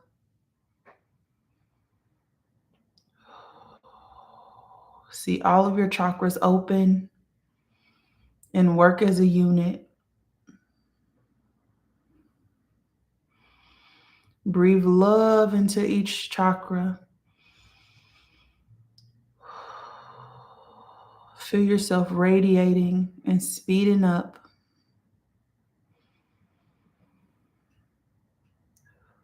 See that crystalline sapphire energy extend past your tailbone, past your feet, and up through your head, and up until you cannot see where it starts, where it ends. And then with your next breath, I want you to breathe in deeply. And as you exhale, fill the entire room. That spiraling energy, and see yourself start to spiral with that energy.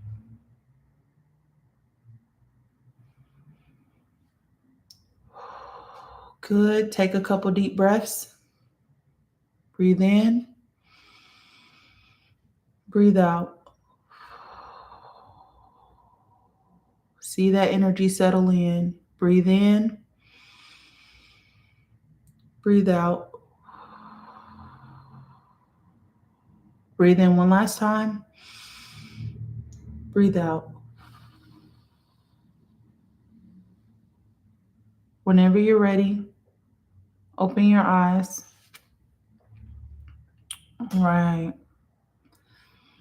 Now, what I want y'all to do tonight, I'm going to give y'all some prompts. Okay. The first one is, what soul contracts have silently completed? Okay. What soul contracts have silently completed? Okay. Where have I been performing love or value? Where have I been performing love or value? What new spiral am I ready to live, not just understand? What new spiral am I ready to live, not just understand?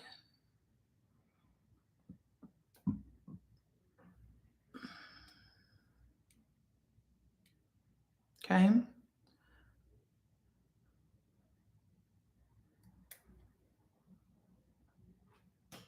Now, the thing that I said I wanted you guys to do at home is somatic grounding. Okay.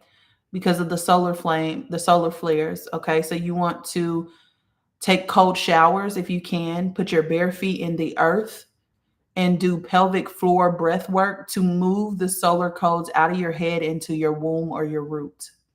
Okay. Cold showers if you can, bare feet on the earth as much as you possibly can. Pelvic floor breath work, meaning breathing into your womb to move solar codes out of your head into your womb or your root. Okay. You also can do a quick ritual where you light a candle and you say, I open to receive the solar scroll aligned with oversoul timeline, aligned with my oversoul timeline. I open to receive the solar scrolls aligned with my oversoul timeline. May all that is not mine exit.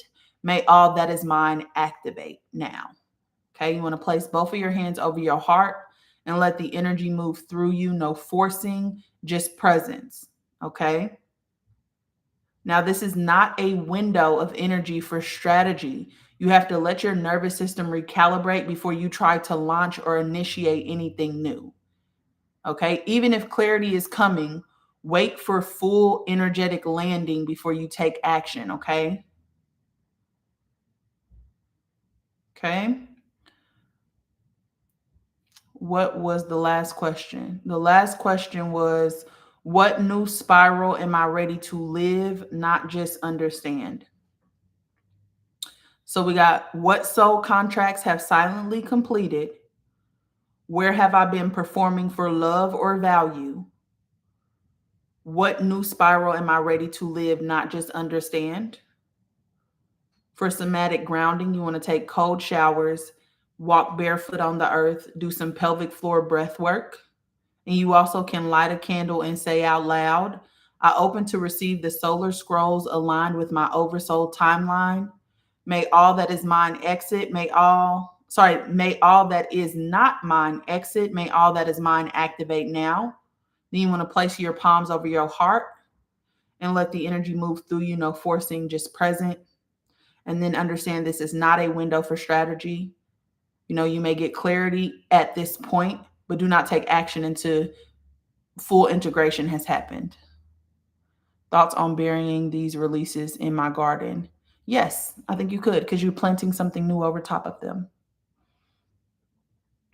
Okay. So, how do we feel? How do we feel? I wanted to keep today kind of light, but also look at some of the things that deep wounds that we have in the collective. How do y'all feel after the I'm so hot? Yes. When you take in new energy, you become hot or tingly, or you feel warm, and it's because high vibrational energy is hot, whereas stagnant energy is cold. A little lightheaded. Yep, that's normal. Yep.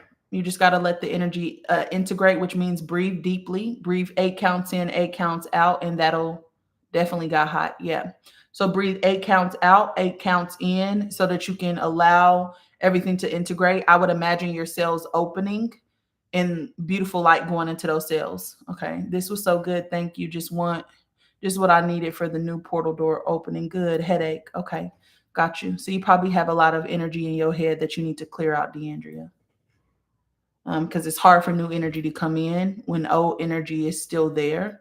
And so usually if you're feeling any type of ache or pain, it's because you haven't moved light through those places in a long time. And it's not a bad thing. Okay. I feel so much calmer and peaceful. I cried and released. Period. I love that for you, boo.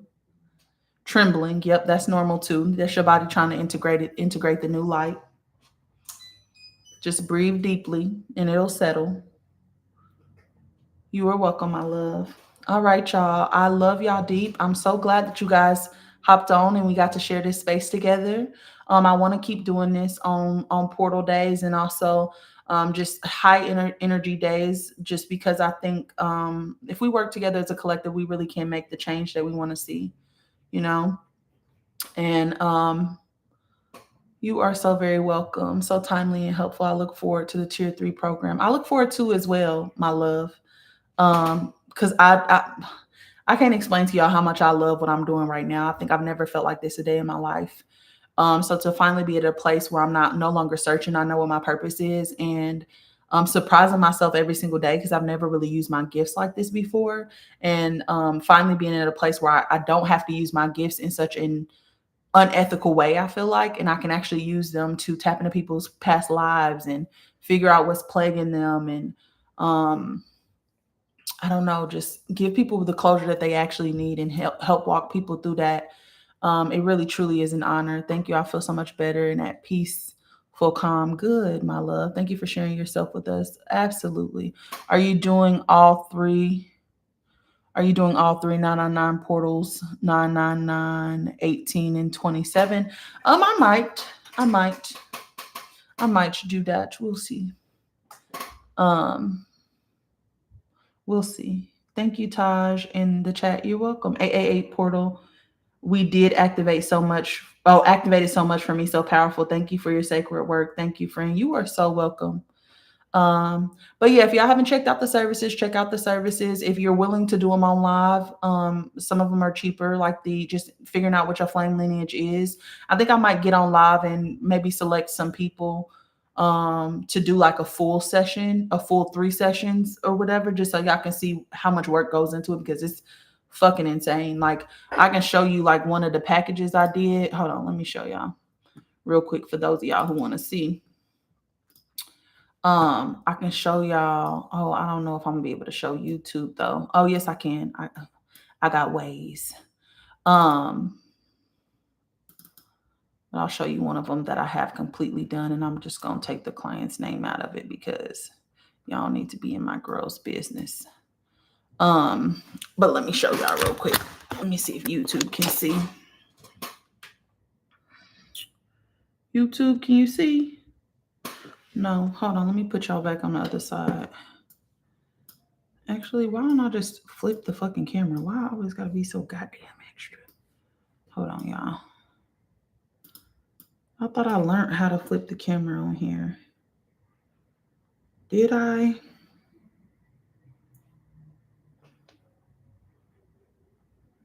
I think you got to do it before you start. But can you see YouTube? Okay. So this is what the packet looked like. Oop. Okay. So I don't know if y'all can even see YouTube. Can you see the words? I'm showing TikTok, but let me see if I can get my phone closer. Okay. Maybe. Not really. Okay. Well, I was trying to show y'all. It's a big package though. Like this package here is, how many pages is this? Too many to fucking count. But it comes with journal prompts, affirmations, like the whole fucking 9. Deja vu. And like when I tell you what your lineage is, like if you do the tier 3 where I'm coaching you through it, I tell you what your lineage is, your soul gifts, your shadow, and I like walk you through every single one. I also walk you through like the frequency of your oversoul and like what it feels like when this part of your oversoul is talking or with that part of your oversoul is talking, which is interesting because I'm trying to explain a feeling and it's really hard to explain a feeling to a person, but I know in my head how it feels. So I gave some clarity. I was able to give some like clarity on that. Um, Also like patterns that are showing up, what type of oversoul you have, and then also like the tones of that oversoul, if you carry Edenic code, stuff like that, supporting frequencies, which are important. Um, then we talk about like the roles that you came here to play, like the sacred witness or the tone weaver that we talked about earlier. We talk about those. We also talk about like fusion points, which are going to tell you um where and how each flame lineage interacts with your oversoul level awareness, your guidance, and your embodiment. So it's like the meeting place between lineage memory and oversoul sovereignty, where shadows transforms into light and remembrance becomes embodiment. So I go through every single one for that, which is a lot of fucking information. And then there's a part at the end where you need to like reflect and integrate and stuff like that. And then I also, like I said, do rituals for you, which are based off of the lineages that you have. So there's a bunch of rituals for you to choose from because this integration package is supposed to be something that you do for yourself over the next 6 months or 8 months. There's also journal prompts for every single lineage that you have. There's shadow work and stuff for you to do, and you have a chat with me, while you're doing that. And then mirror affirmations that are specific to you as well, which is interesting. And then there's coaching at the end, which is I literally go through every single lineage you have, see how they all connected and which lineages are helping in each lineage and give you advice on what you need to do first and like the steps that you need to take. So yeah, I love it. And I'm trying to be a person who is honoring myself now, charging for my worth. And so this is the most aligned work that I've ever done. But I've had like 5 clients now since I posted this, and pretty much all of them did tier 3 and life-changing information. We go through soul contracts, we go through things that you need to know, and we've cried together, we laughed together, we did all the things. So yeah, so I thank y'all for coming today, and hanging out with me. This will be on YouTube. I will probably be on here again Thursday, I think. If y'all not following me on Patreon, join my Patreon. It's Becoming No One. So www.patreon.com/becoming no one. I've started doing little live sessions on there on Monday, which is more like exclusive content that I don't want to say to the whole. We just talked about the Seraphim lineages, the Black Lemurian lineages. We talked about the fall of Tara. Yesterday, we talked about Armatina. I can't even say the fucking name, but it's basically a realm that has been folded into dimensions. We talked about that yesterday. So join me on Patreon for some more exclusive, pre-post Atlantean talk. But yeah, I love y'all deep. I want y'all to have an amazing week. I'll probably see y'all on Thursday, but if not, I'll talk to y'all soon. Alrighty. Bye. Bye, YouTube.